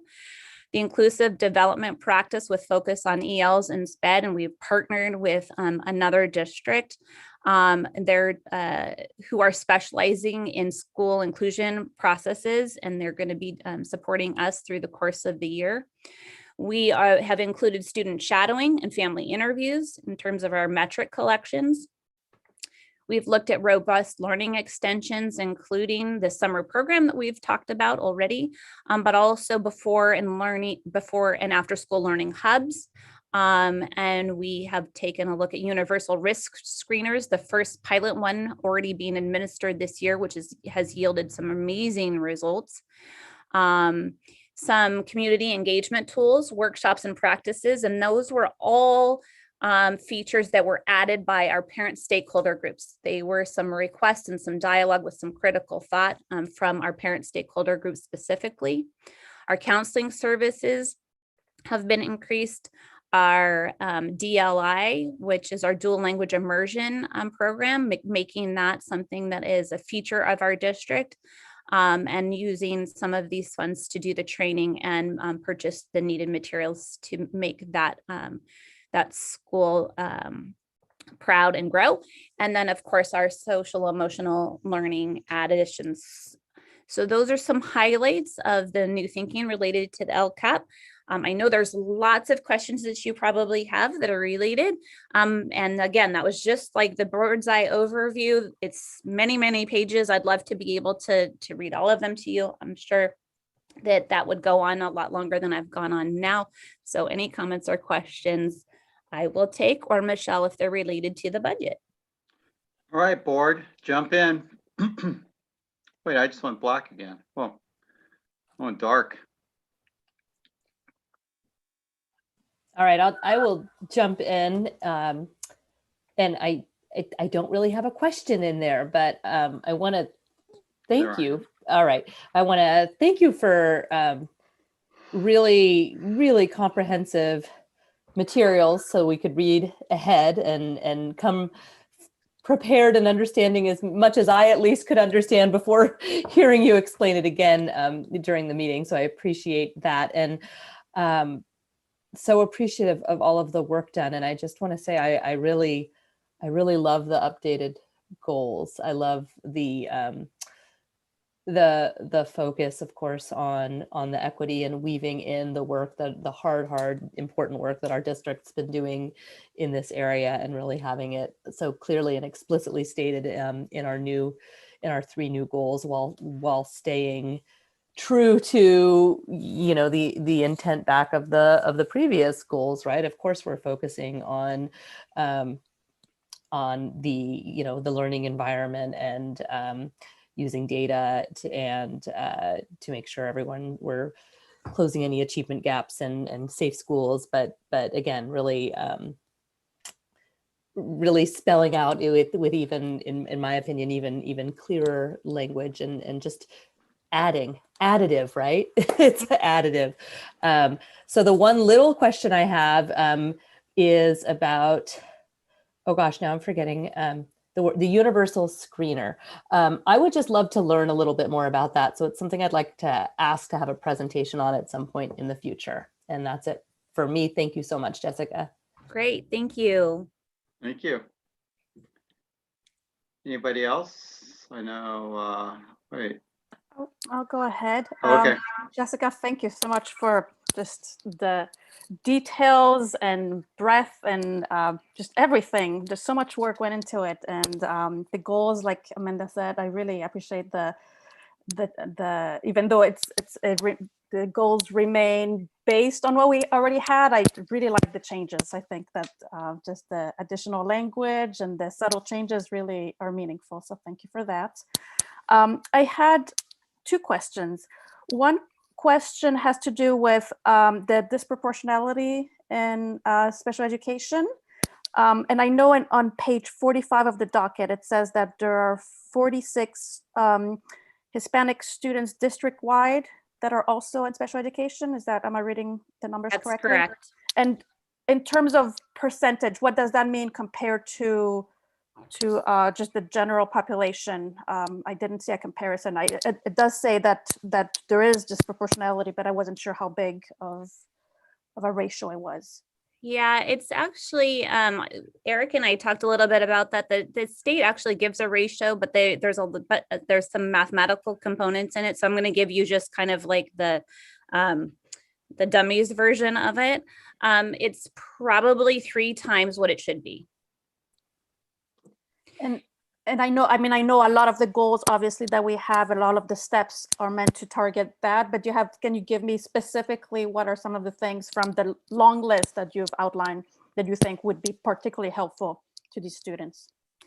Yeah, I think a couple of things is, you know, one of one of the things that we're seeing is if we have a student that's been assessed for special education and receiving special education services, the response to intervention and the multi-tiered systems of support really have failed to respond to the student's need before they actually get to that assessment piece. And so that's something that we're working really significantly on. And that's why we've done an investment in Imagine Learning, which is a language, kind of based curriculum for supporting English learners specifically. So it's really intended to build some skills in language and literacy, because that's where we're actually finding that the students are demonstrating like a shortness of skill. And so we're jumping to assessment rather than intervening first. So the Imagine Learning is one way that we're doing that. And then also too, the iReady diagnostic assessment is going to be a significant game changer, I think, for us, because what this diagnostic assessment is able to do for us starting as early as kindergarten is it's actually able to pinpoint the exact skills that a student has found like their success space and the next place they need to learn and grow. So that teachers can more strategically teach to the skill that the student needs to know next. And then also too, and this is, obviously evidenced in the work that our EL TOSA has talked about in her presentation already to the board, but we're working on a continuing her work with the EL specialist and all of our district staffs to be able to understand where the student's language actually lies coming out of the LPAC, which is that universal assessment that we actually administer statewide for every English learner, and to be able to say, this is exactly what skills the students have, and this is the English language development objective that they should have next. And so it's our understanding more of how language and literacy grows in a child that has multiple languages spoken and is developing one new one while learning academic content. So it's really, we're responding by really preempting that strike. It's not taking students who are in special education out right now necessarily. It's stopping that trend from happening. Is where we're trying to build some momentum, and also looking at our reclassification practices. And so those few things combined, we think, are really going to change that disproportionality outcome. But it's going to take a lot of effort. It's going to take a lot of work on our part. But I think those are some significant component parts that we think will really address that proportionality issue. Thank you. I appreciate that. And as we move ahead, I would love to see just when data is presented to specifically highlight that group, so we can just kind of keep track of how they're hopefully improving. Great. And my second question, this might be just a little tricky to think about, but in terms of the data for the MAP testing, I know you mentioned that math, the scores were lower, but if you look across the grades, there is so much variability, and I just wonder if you have any thoughts of why that is, and I don't know if there's differences between the schools or what is responsible for the variability between the grades. Yeah, I think, well, I mean, I can speak to that on some general terms and then probably a little bit more locally. Math typically will have a lower score than English language arts statewide. That's a general noticing. In terms of grade level differences, we're also going to see some of those. So we see sometimes inflated scores in a certain grade where there's not been a significant jump in standards, like new skills in standards as they've built. So sometimes you'll see like an increase in fourth grade and things like that. And that's something that we can see trend wise statewide. But we do see some differences in schools. And so, some of those, can be dependent on a variety of factors, how many, teachers are teaching, the capacity of those teachers, and sometimes, it's a matter of, the student makeup in a class also. But we are looking very, very closely at local data, and we're talking about drilling down to, each administrator doing a root cause analysis with some of their data that they're currently collecting based on this current administration of FNP and NWA MAP. And we're going to correlate those scores with the diagnostic through iReady in the spring or in the fall of this coming year, to be able to say, well, we learned some information, we can do some kind of root cause analysis from that, but what kind of information are we going to build our new plan off of starting in the fall for this year, and build some goals around that.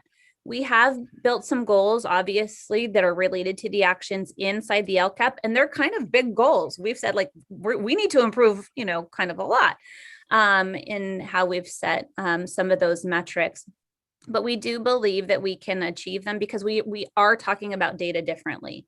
At the local level, we're really talking to our site leaders about, like, let's drill down. Like, a score is not a score. We're drilling down to the human, right? And so when we start to talk about data, when we're drilling it down to, and funneling it down to, a grade, a group of students, a student themselves, and all of the things that student is telling us about how they can best succeed next, then we're really going to get to where we need to go. But that does take a lot of time and effort in changing the way that we talk about data. It's not about a big number. It's about lots of numbers to get down to that one child that we need to serve in the way that they're asking us to serve them. So I'm not sure. I think I probably went a little too far on that one. I do get excited about that, though, so I probably went a little too far. I appreciate your answer. No, that's Thank great. you so much, Jessica. Phil, or do you have anything, Phil? Yeah, I do. A couple of things. So the first one is on the first goal for 21-24. I appreciate that we put in there college and career readiness. It surprisingly, that directly affects our 8th graders. So 8th graders can go to Cabrillo, so they need to be college ready as soon as they graduate. So those folks who graduated, last week, they could be at Cabrillo today. Mm-hmm. The other one is youth employment starts at age 14. Youth employment is 14 to 25. So I do have experience doing resume review at a middle school job fair. We should have a job fair. Mm. Well, I think I can connect you to the people over there at that middle school.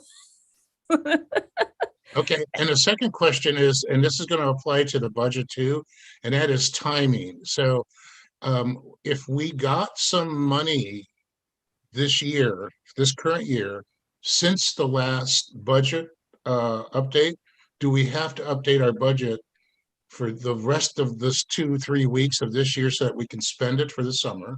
So that's one thing. The other one is apparently they're still negotiating what's going on in the budget that's going to be approved in like 2 weeks. So do we have to come back in July and then redo this LCAP and redo the budget for what actually happens in the next 2 weeks? So there you go. So I can answer part of that. And then I'll rely on Michelle for the rest of the complexity about the new budget that's going to come. But we don't have to rewrite the LCAP. The beauty of the 3-year LCAP is that we can write our goals and our actions and aligned kind of expenditures or resources that go with that. And then at the end of the year, once we have a revised budget and we take a look at those, we can actually say, oh, and by the way, we had to shift our budget, but that didn't mean that we needed to change our goals and our actions that were aligned with that. So I can answer that part of it.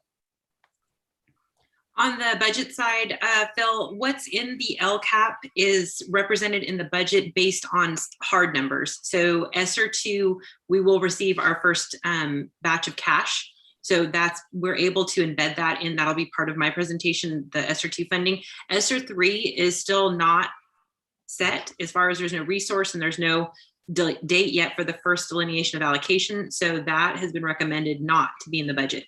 So that $2 million isn't even incorporated into the LCAP as it stands now. So it would only get better basically and not backwards. So as far as the state and the COE are concerned, if the budget is worse, I would have to redo the budget for our next presentation. Yes.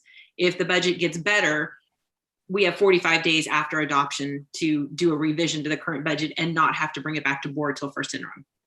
Will you be allowed to spend though if there's like money that has a timer on it? Summer school? The summer school fund, summer school, yeah, summer school funding is part of the ELO, the extended learning opportunity, which the board has already approved the plan for that, and we've already received our first allocation of that. So that is embedded already in the current year, the 2021 budget, part of it, and then the other part is part of the 21-22 budget. So we approved the application for the grant. We did not approve accepting the money, I don't think. Well, in order to receive the funding, we had to file the application. So by approving that and submitting it to the COE, we, in essence, we approved it by saying we have a plan for spending it, and it took it to the board, and then it was filed with the COE. And so that those funds, the in-person learning grant funding and the ELO, are encompassed over the multi-years. And that's why they wanted it to go to board before June 1st as approval, because that would be before the budget is presented in the first and second readings in June. So I think it was a matter of timing with the state in order to be able to spend it.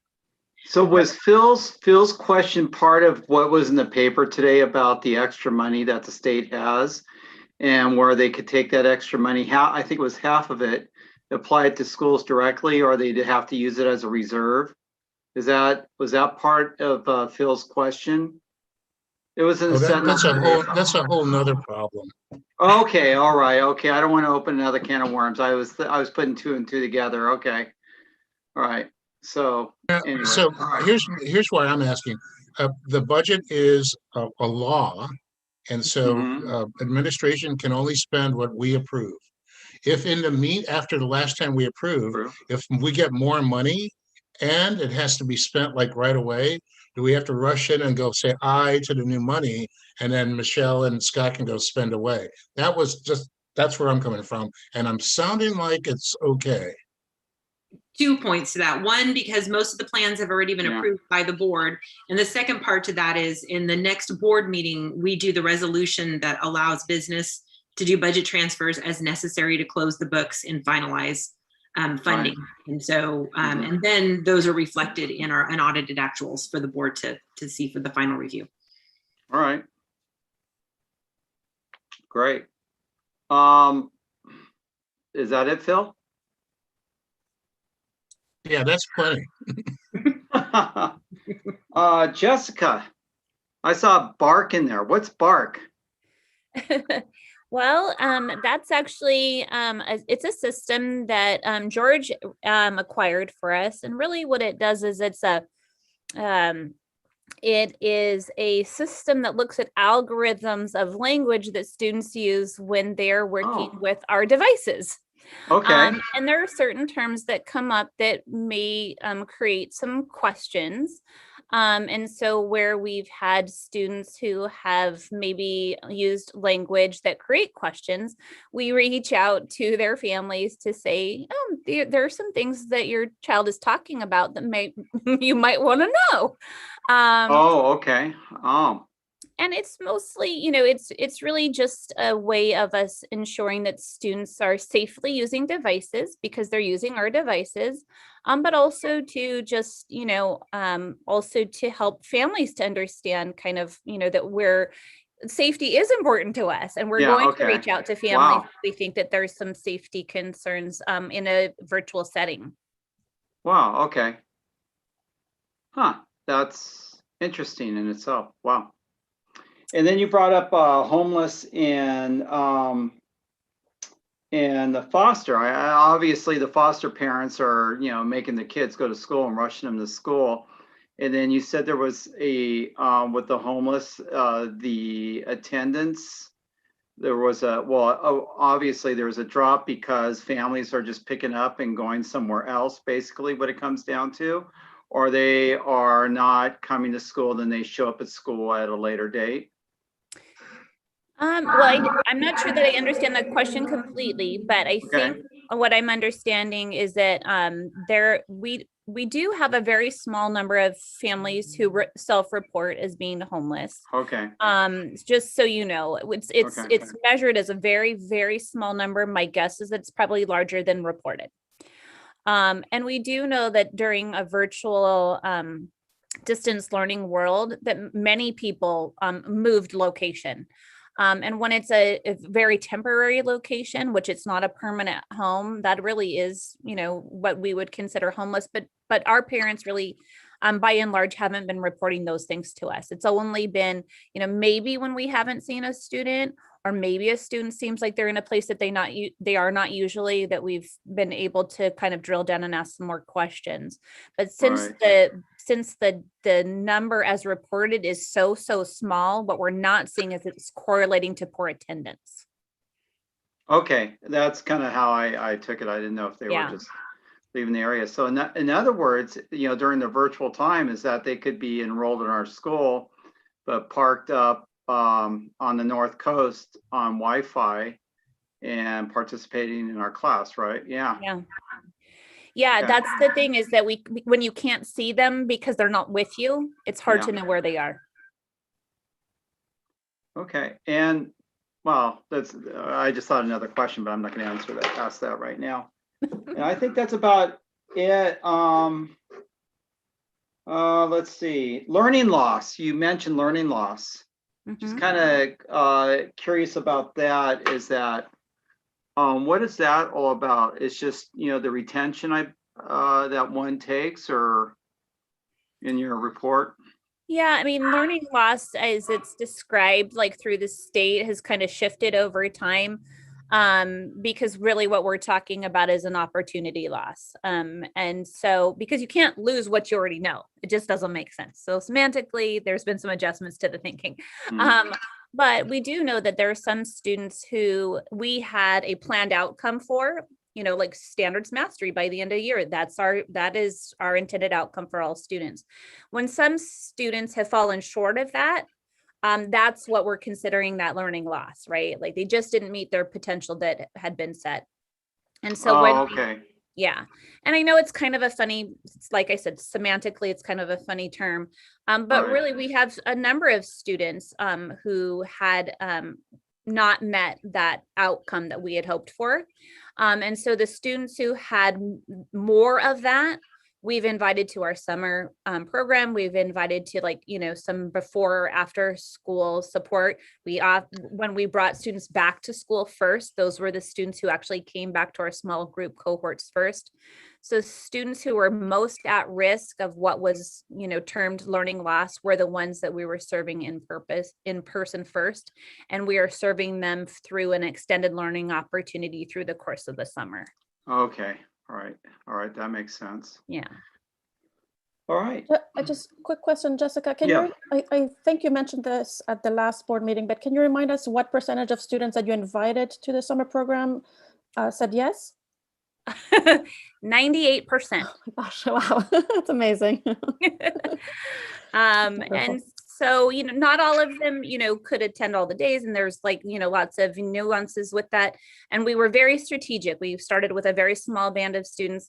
But as you also probably heard earlier tonight, we're opening it to more students because we are getting emails from families to say, I think my student would really benefit. Can they be a participant? Oh, great. And of course, we're making that available. So we did start kind of with a slow targeted student group. And kind of built from there, but we've had a really great response rate. So. Great. Okay. All right. Thanks, Jessica. I think that's it with the questions. Anything from the public? Nothing on text. Nothing on email. No one on Zoom.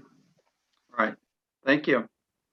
All right, let's move on to 9C, which is a presentation on the proposed 21-22 budget. Michelle. That's me. Yes. Yeah.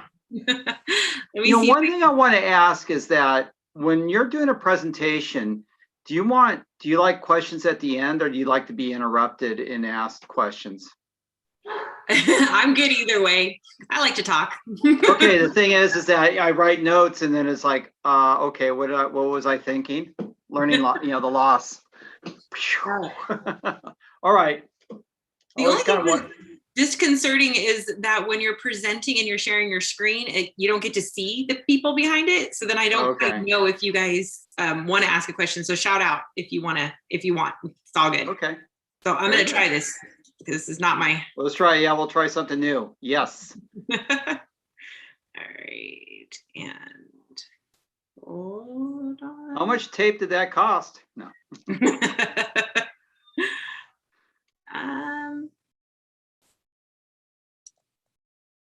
Oh, I'm sorry, Scott. How do I get it to look right? Hit the present Press button. play. Yeah, or slideshow play on the top right. Towards the top right, there should be a button that says present. Oh, there you go. Awesome. All right. All right. So, oops, didn't realize I did that.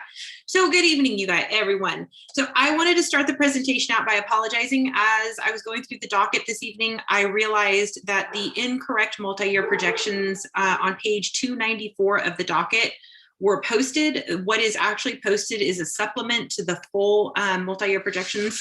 They are embedded within the SACS report in and of itself. They're just much more difficult to read. So normally I like to give the board the Excel worksheet that shows it condensed. So I will make sure that that goes out to the board. It's put on the website, and that we have the correct one when I present the final budget in 2 weeks from now.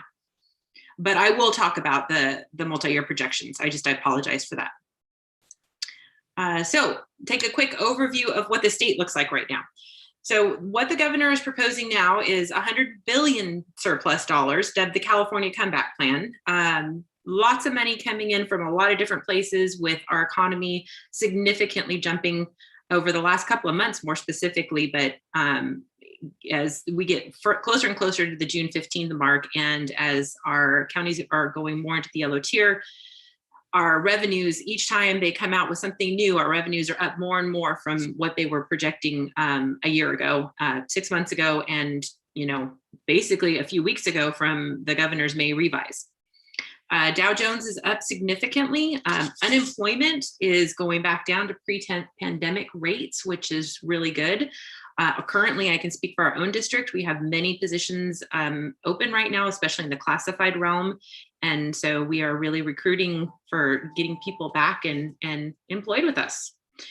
The real estate market has jumped. I'm not sure if any of you have out there looking for houses or not, but we have a few employees in the district office that have been, and they have jumped 31% over the last year. They don't think that the bubble's going to burst quite yet. So that's the predictions right now, which leads into that significant jumps in personal income, capital gains, sales use tax, and all is what's driving the factor of our economy on the rise right now. So all these factors play a significant role in the proposed budget for education, because our budget is predicated on the state's allocation of funding. And as the projected allocation goes up statewide, so does our allocation for schools. The next two slides, the first is the revenue summary. It's just a great tool that our new financial system, well, it's not new now, sorry, we're in our second year, Escape does. I put everything in our budget model and I hit go, and it does this beautiful pie chart. I don't take any ownership of it at all. I did nothing but press go. So this just kind of breaks down our LCFF revenue and our federal, state, and other locals. Our state revenue is up significantly, as you can tell. This is mainly predicated by the fact that we're receiving a lot of money from the state right now in both state and federal sources for mitigating the pandemic. Revenues, as you can see, summarization of that, we are, I'm sorry, not our revenues, excuse me, our expenditures, and this just breaks down by category where we are and where we're sitting. I do want to point out that our employee benefits, just over $5 million is a little deceiving. The factor that goes in there is a journal entry that has to be done yearly, and it's called STRS on behalf entry. It's a clearing entry, and there is no expense nor revenue behind it. And it makes up for close to $700,000 in the current budget under employee benefits line. So I just want the board, this is something that was implemented a few years back, and it's in response to STRS, and now the districts are having to do what they call a PERS on behalf for the same exact reason. And it is driving up this number. It also drives up our 3% reserve account, because those numbers have to be, it's embedded in our total expenditure, even though it's a journal entry. So some of the things about the May revise, what is being dubbed the mega COLA, 5.07%. It's a very large jump. I can't even get the words out from where we were just when I did second interim for the board. When the governor does his budgets, either the January budget, the May revise, and or the July final adoption review of the budget, the DFO, and school services both weigh in. Those are the two biggest components that drive the COLA factor, and they give their opinions on how that factor comes about. When I presented for second interim, school services at the time in the out years, which that out year would have been 21-22 for our second interim, and the years 22-23 and 23-24, we're cautioning districts to use the DFO's percentage rates at that time. They did not think that the state's revenues were going to hit the levels that the governor had predicted. And so at the time, we did a negative augmentation to the COLA, which was predicated on school services advice to make sure that if those levels didn't come in under May revise, that we would have a cushion. So this, what I'm presenting you now, is a lot different than what it looked like when I presented second interim, because not only did the percentage jump up for 21-22 for the mega COLA, the out years had a bump and there's no negative augmentation. So as we go through that, you can see how this carries forward year over year, where for the next, for 21-22, 22-23, and 23-24, the district is ending each year with an unrestricted, unassigned ending fund balance of about $1.7 to $1.8 million. And if I could go back in time to 1 year ago tonight, when I had to present to the board a budget where I didn't think that we were going to make our 3-year out mark, and we made such significant cuts to our budget that were so hard and so difficult to look at how to try to cut 10% out of a budget, I can't tell you what a year that I would have told myself a year ago today. So I'm so happy to be presenting this budget tonight. The governor is also eliminating cash deferrals in the out years, which we have thankfully not been impacted by, because the larger component of our cash comes through our property taxes, which has not seen, they aren't affected by cash deferrals. Cash deferrals are only affected by the actual state revenues that come in through LCFF. Just as an anecdote, it's right now projecting about 160,000 K-12 enrollment decline statewide from last year. So as you know, our district was hit significantly with loss in enrollment, and this is not just us, this is statewide, and they do predict that that enrollment will continue to decline over the next few years as our economy tries to recover and we get those families back and our kids back. There is, what is not included in the budget is an increase to special ed funding to the base rate. The SELPA at the time, we were working with the SELPA and I just couldn't quite get those numbers in there solidly.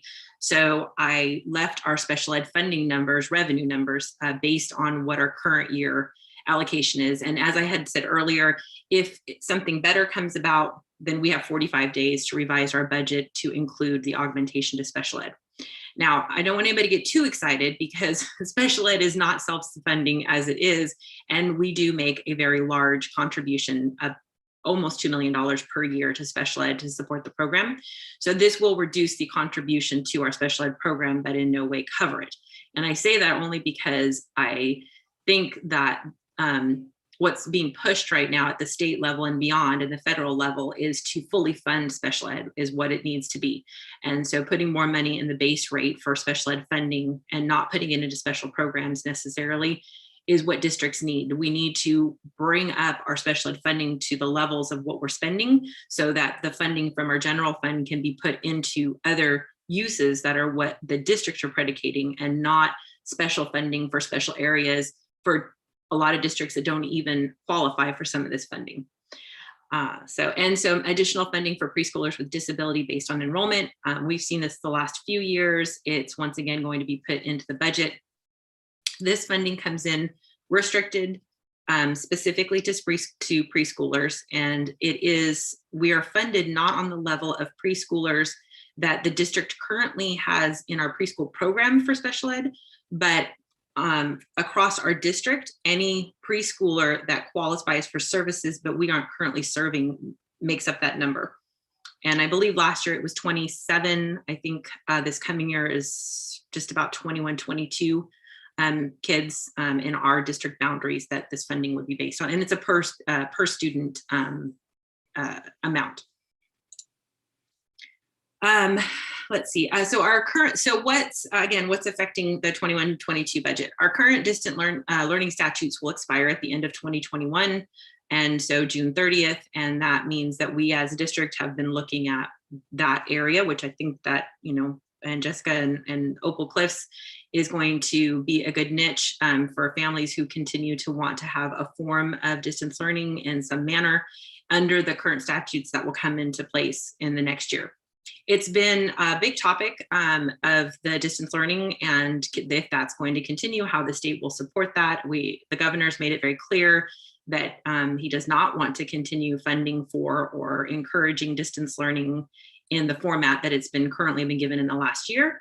But again, we won't know until the budget's been fully adopted and gone through the approval process to what that might actually look like. A couple of other things that are not included in the budget I'm presenting tonight is a targeted intervention grant, and that's a supplement to the ELO, the Expanded Learning Opportunities Grant. The reason that and the in-person instruction health and safety grant, which is a supplement to the in-person instruction grant, are not included at the time that the budget was created. There was nothing solid as to how the delineation of those funds would be going out to schools, school districts, or even county offices. So those, be on the lookout. Probably in first interim, I'll have an update for the board on those additional funds. And again, increases to subsidies to school meals. And this is a hard one for me because I'm torn. I want forever for us to feed every student in our district who needs a meal. However, our funding for supplemental in Title I is directly predicated on our reduced meal applications that we get. And so in our unduplicated count. So if families do not have to fill out an application, those numbers aren't put into our unduplicated count, which reduces our funding for the students that we are trying to serve, which is our unduplicated count. So my hope is that there's some sort of fix either at the federal level or at the state level where the subsidy of meals is not predicated, or the meals themselves, on applications or income verification forms. That is an alternate to our free and reduced form. And I understand for a lot of families, they don't want to fill out an income verification form, and we encourage them. And it isn't a form that goes anywhere. The data is not shared with anyone. It simply helps the district to accurately identify families who need the services. One other thing, which was great because I didn't even pick this up in the May revise when I was listening to it, is every district will receive $25,000 for the purchase of infrastructure upgrades in the kitchens. So Kathy Giannini is so excited. I told her to make a list. What's not included? STRS and PERS continuing increases. There's no relief for that. Right now, that is not proposed in the governor's budget at all. I know there are talks to push to have the percentages and more relief continuing to go than that area, but that's something I have definitely put in our multi-year projections as no relief coming in our area, because I just wanted to be very conservative with that at this point. Excuse me. One of the other big things is the unemployment costs. And we went from a 0.05 to 1.23% for our unemployment. And that is for every base salary, 1.23% is now our unemployment rate that goes towards our benefits. That was an increase to the district of over $130,000 in next year's budget. That was not on my radar to that extent. There has been talk that unemployment costs will be going up, but to see this exponentially increase, it makes sense for the number of people who are on unemployment, but there has been a lot of talk within legislation that something needs to be done to relieve districts. A lot of districts want to use the ESSER funding and the state funding for COVID relief to offset the costs for unemployment, but at this time, the funding is not allowable for that use. So most districts are having to pick up this cost right out of the general fund. And so we'll see when, again, how those costs will hopefully come back down. And then again, as I talked about, the decrease in unduplicated numbers related to the free and reduced applications. So just a few final comments. This budget is looking very healthy, very good. The COLAs for 21, 22 and the out years are very strong. Our state funding and revenues look very strong. Our ESSER 2 and ESSER 3 fundings, which in and of themselves are just over $3 million for the district, are going to help continue to bridge that gap between after school, before school, extended year school, all the programs and the materials that Jessica's department needs, all of the digital applications. One of the things I'm super excited about is that starting in the fall, we will be 100% one-to-one on our devices, TK through 8th grade. And every employee almost having, within the last 2 years, having their device replaced, offices and teachers. And I'm just so excited that we're able to finally get our technology up to where it needs to be. Let's see. And we are able to make our financial obligation. As I had alluded to, our unrestricted ending fund balance is very healthy, and that continues on for the next 3 years. That is predicated on the fact that I have increased our enrollment by 10 each year, 10 students each year, but I have not increased our ADA, and our ADA is what predicates our funding level. Our ADA is also our attendance level. And as Jessica had said earlier, our attendance levels are fantastic for this year. And a lot of that is due to distance learning and students being able to attend school, you know, when maybe they might not have come in that day. So to be very conservative in this particular budget, I have brought our numbers back down to what they were in prior years pre-COVID for our attendance ratio to our enrollment ratio. And, you know, I mean, it's only to our benefit if our kids are coming in and our attendance rates go up for next year, but it's better safe than sorry, and to bring them back to more typical levels. And we're able to make our 3% reserve, which is a big one. So more to come. In July, I'll give the board an update. We will have had the state will have approved the governor's budget in whatever format that it is. I'll be able to give the board an update at that time. And then on June 16th, the board will make a final approval, hopefully, of our budget for next year. And with that, I'm not a big comment or a saying person, but I read this and I really appreciated the saying: a budget is more than just a series of numbers on a page. It is an embodiment of our values. And I really believe that. I believe this budget this year is an embodiment of our values. We have put our money where our community and our staff have said that they wanted it to go and where they value it to go. And I think that this budget represents that. So, and with that, if anyone has any questions.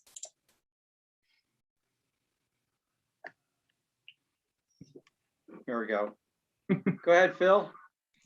Okay, so thank you for answering earlier about the timing stuff, because when I looked at estimated this year and then budget next year, there were some like big numbers that anyhow, so thank you for that explanation.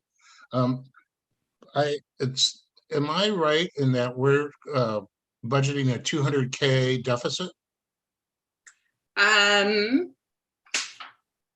Yeah, because I actually have the printed out one. Almost, yes. Yeah, okay, that's fine, because that's a real number, but considering what could possibly happen between now and 2 weeks from now, you never know. I saw that our assets went up in this year rather than last year. Is that because of some weirdness of finishing out the projects? It was a timing thing. Yeah, when WIP was done and when we posted. And then in budget, you're going to have the actual reserve number in there, because right now it's just right. Okay. Yeah, that's the document that I will make sure I'll send to the board, and then we'll post for sure. All right. So the UI percentage, from what I understand, it's because of the fraud. And so if they recover that money, are we going to get some back? There has been talk. Yeah, that's in a lot of the forums I've been reading, and that's what they're hoping. But, I'm not sure. I wouldn't want to say I would necessarily count on that, because the people who might have defrauded the government, I don't think are going to have the money to give it back, would be my guess. Right. Yeah. So hence why looking at other areas for the budget to kind of help compensate that. All right. And so no cliff? Nope. Not in this budget. All right.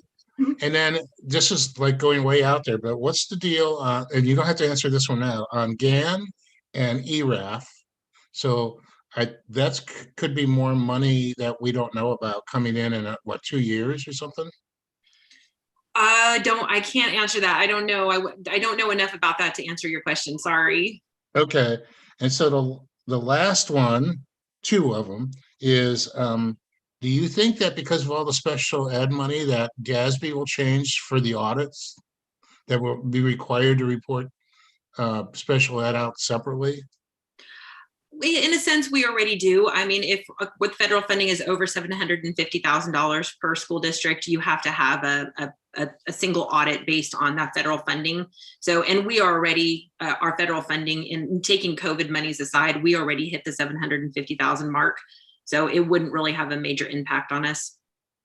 Okay, and so what's the chances of becoming a basic aid district? Last question. I have looked at that and I have analyzed that.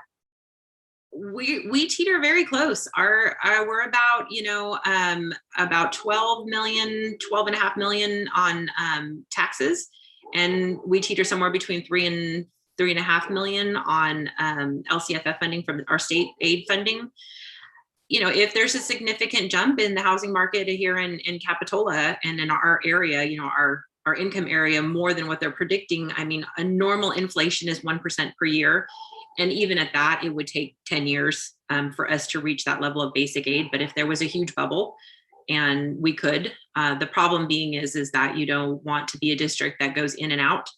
And so if the bubble bursts and then property taxes go back down again, and you year over year don't know if you're going to be basic aid or not, that's a hard one. So, but nothing that I think we would have anything to worry about for the next at least 5 years.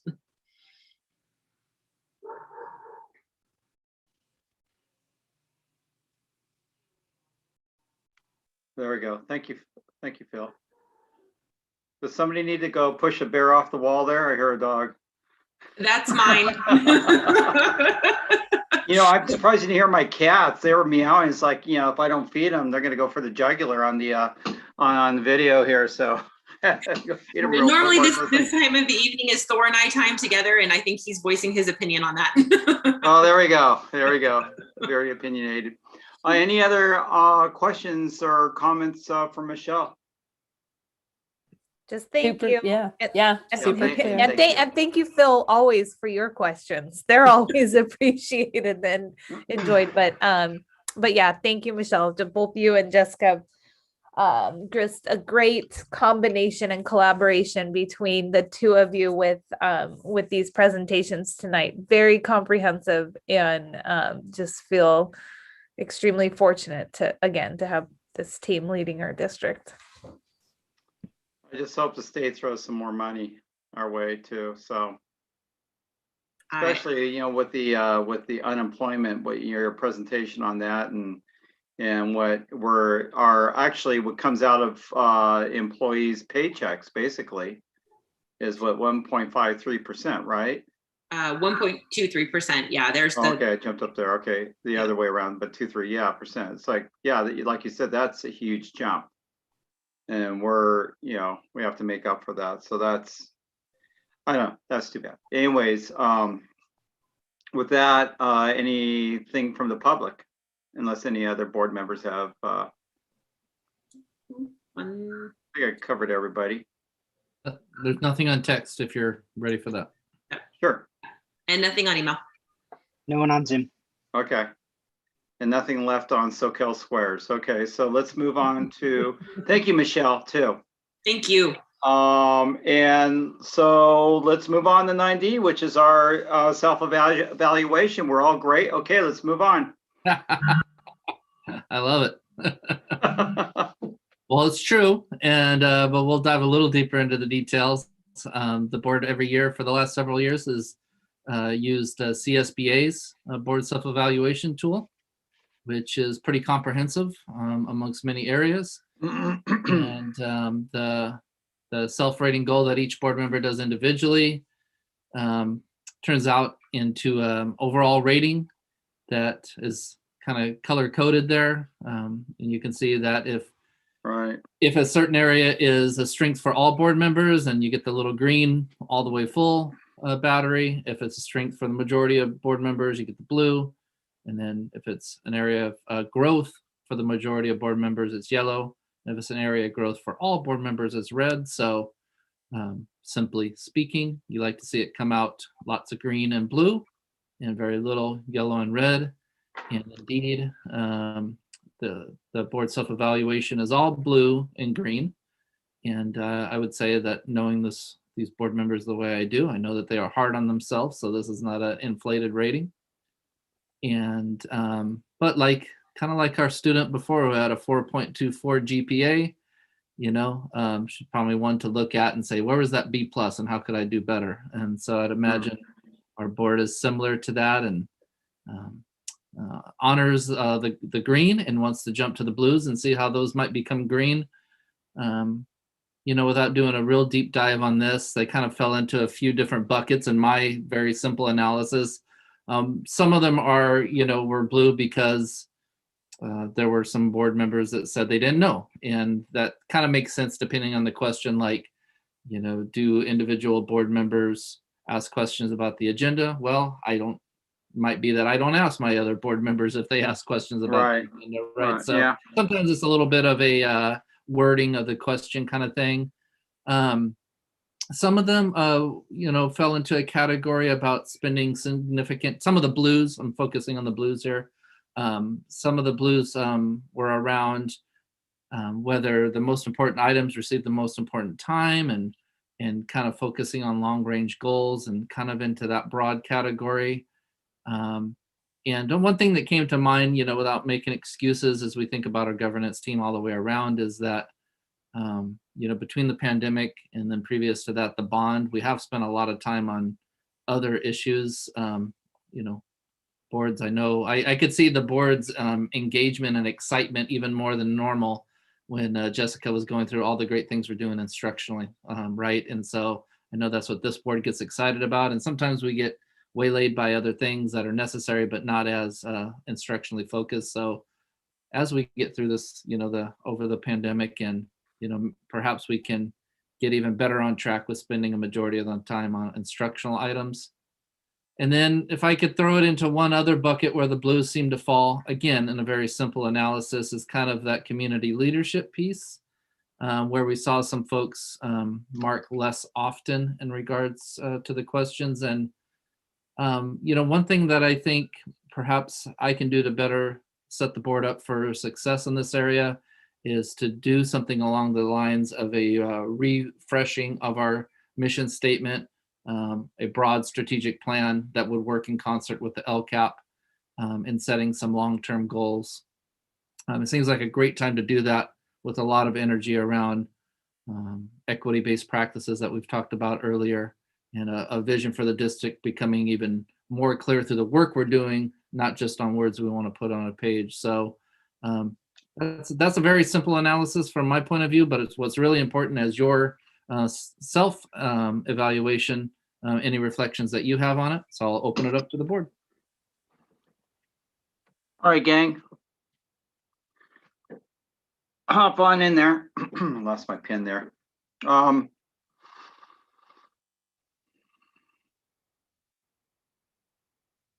Honestly, most of mine were all green, and I was trying to look back. I kept my answers, or I thought it was sent to me, but it wasn't saved on the computer. I figured that some of them, like, Scott brought up, it's like, do we ask him questions before meetings? I'm sure if, I feel safe as long as the grand jury doesn't show up, I guess. So that's safe to say. I think we're a really good working board, and a lot of these questions in here are yada yada yada.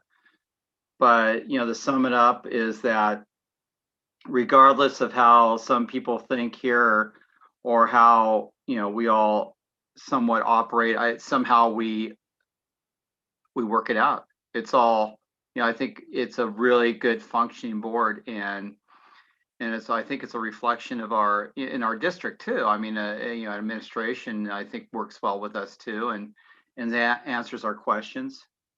I don't think anybody, you know, when the board member shows up to ask a question, you take off running, right? You look at your, you know, imaginary watch and go, hell, well, I have a meeting to go to, you know, the Chevy Chase, but on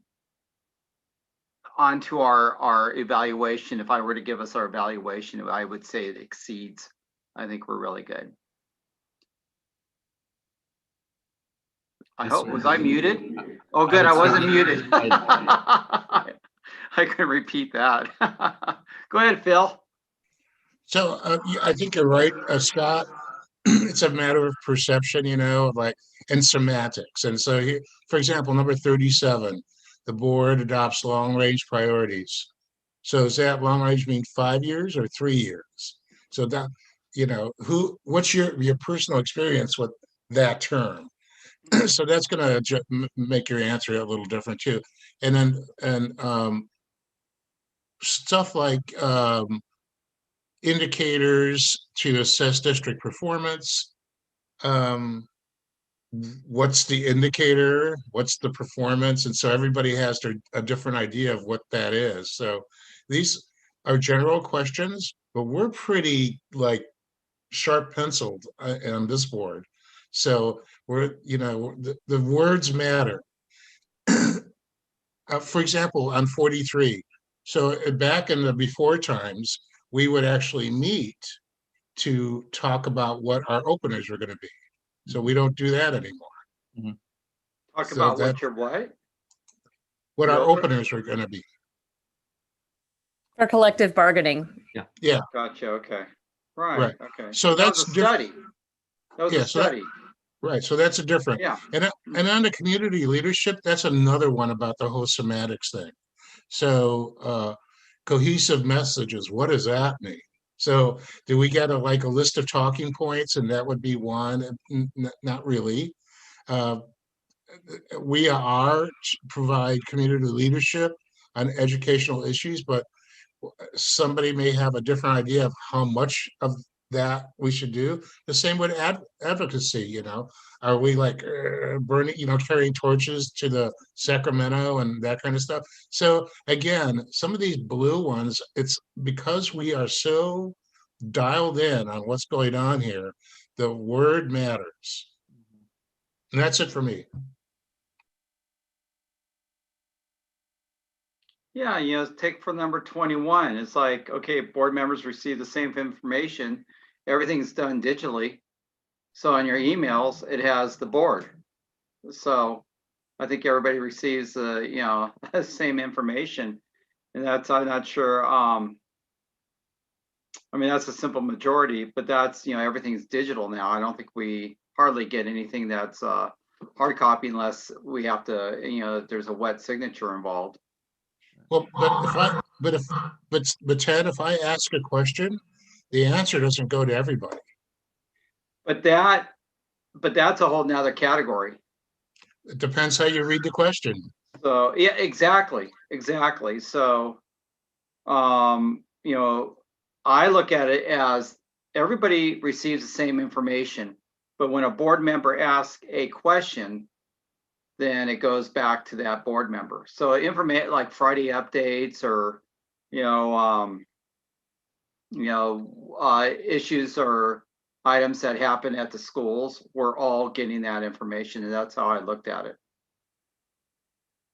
And then the part about whether everybody gets the answer to the question is an interesting one. And, we try to err on if it's something like a clarification, like if somebody says, well, I'm a new board member and I don't know what this acronym means, like that's probably just that board member gets it. If it tends to be a question that like, oh, that might be something we missed or some clarification that's needed, then I'll try to say, send that out and say a board member asked, and this was the response. So we try to find the sweet spot on that.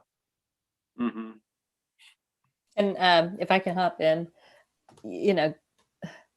going back years and years ago in my mind, I can recall a time when the battery wasn't always green and blue. So testament to Scott again for Scott, Jessica, and Michelle for keeping keeping us all well informed equally, in my opinion, and bringing our attention to the areas most in need of our attention and our good work. And I agree that, I mean, thank goodness it's not all entirely green. That would be a little concerning if all of us just went boop, boop, boop, boop, and gave like 5s or always meets, down the board, in my opinion, right? Because we're human beings and we're going to have different perceptions of what something means. And some of us, right, might be hard on ourselves in a different way or something. So I appreciate it gives us the opportunity to discuss things, but I'm incredibly appreciative that I see no areas of concern here. And again, in a time where communication could have broken down or some of our good practices could have crumbled a bit given the circumstances everyone's been working under, instead, to my mind, I think I keep seeing continual growth and improvement, and I'm really proud to be a part of it. So I thank you all. That's it for me. Thank you. I think way I looked at it is the board and not so much of the staff or administration. And I mean, because it's our evaluation. And basically, it surprises me how the questions are board members instead of I. Some of these, I think it's almost like I follow board agreements regarding speaking for the next, board, right? In a way, because we're answering questions for the whole board. There's some of them here is like, I don't know, let's see, does somebody attempt to direct the superintendent? And that's blue, individual board members. I'm sure if I went and told Scott, let's put Pepsi in the drinking fountains, he's going to go and tell somebody that I directed him to do that. Basically, I don't know why it's blue. I think I don't think any of us have gone and individually directed Scott to do anything. I mean, the only time we really discussed about directing him to do anything I recall was with getting kids back in the classrooms. And that was something that we discussed, and that was a board as a whole. So, I mean, that's my take on it. Why is that blue and not green? I don't think anybody's in there directing him independently. Well, and I talked that one up a little bit to one of the semantics, because 2 board members said they weren't sure. And, so it's like, well, I don't know if Ted ever directs the superintendent to do anything, but I don't, right? Like there could be some of that, but it wasn't that anybody thought that it was,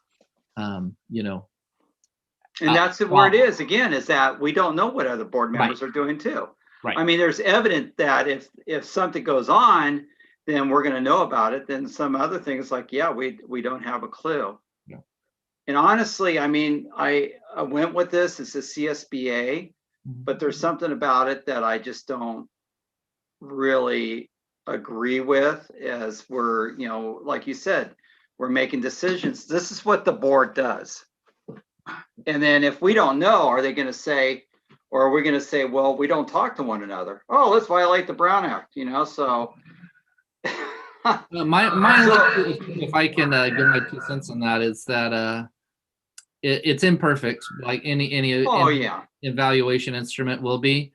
But it's a good jumping off point. I think, kind of piggybacking on what Amanda alluded to, like the importance is in the discussion and just reflecting on some things, so not to be almost like a report card. You want it to look good, but then you really want to know the content and go a little deeper than just the green and blue. So and I did reach out to my colleagues around the county, and everybody either used this one or not, a specific instrument. There was no other instrument that anybody had as a resource, unfortunately. Hey, we've been in it. Before this, we had an all-day board study. So how do you remember those days, Phil? Huh? They sit in a room all day and discuss what we don't do, and so on and so forth.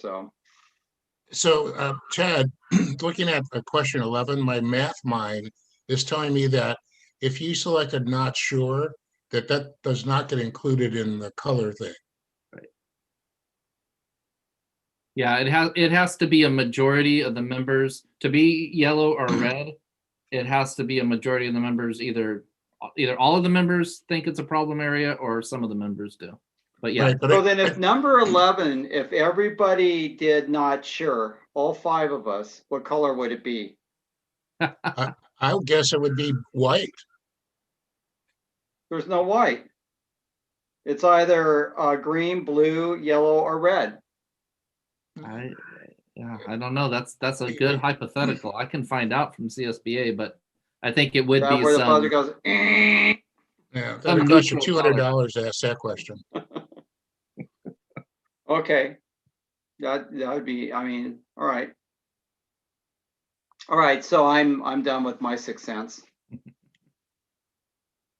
Whoa, who's that? No, it's a joke. Anything else? I know it's getting a little late. All right. So, if everybody's okay with it, I guess it's safe to say we move on. I mean, unless anyone from the public wants to chime in. Yeah, yeah. Anybody want to chime in on how great we are and we're doing? Nothing from text. Sadly, nothing from email. No one on Zoom. Oh, it will come later, folks. Don't worry. Let's wait 6 hours and it will show up. Like Christmas, you know, that gift. Oh, when it's going to show up, when that gift's going to show up. All right. You know what, you guys, I think our board is a really great board. It's awesome. You know, you sit in the CSBA and you listen to other people and they're whacked. You know, we have a really good board. And, you know, from my somewhat experience, I say that honestly too. Well, I have to double down on that and concur. And I would say if student driven, you know, probably an overused term sometimes, but if being student driven is really the key, I would say this board definitely excels in wanting to be engaged in what's happening on the ground at our school sites and really trying to make the best decisions for students. That's really what matters. Yeah. It's an honor to work with this board. That's what it comes down to. Everything we do affects the students. I will tell you that I talked to other boards around the state, and there's you know more now that it seems like they've lost that focus, and they're fighting other battles, and it's really disruptive. And I'm sure you, Michelle, and Scott, you know, and Jessica, you hear that from around the state too. There is some nasty stuff going on out there. Mm-hmm. I hear it too. Yeah. All right, gang. Let's move on to 10. Jen, no? You don't want to move on? No, just kidding. Okay, correspondence. Do we have any correspondence? Nothing I'm aware of. Okay. Future agenda items. All right. Adjournment. Is there a motion to adjourn the meeting? 100%, I move. What? It's great. It's a great meeting. What? Okay, second. I'll second. All right, Jen. All in favor? Aye. All right. Any opposed? None. All right, gang. Have a good evening. Until next time. Good night. GG. Virtual meeting. Good night. Thank you, everybody.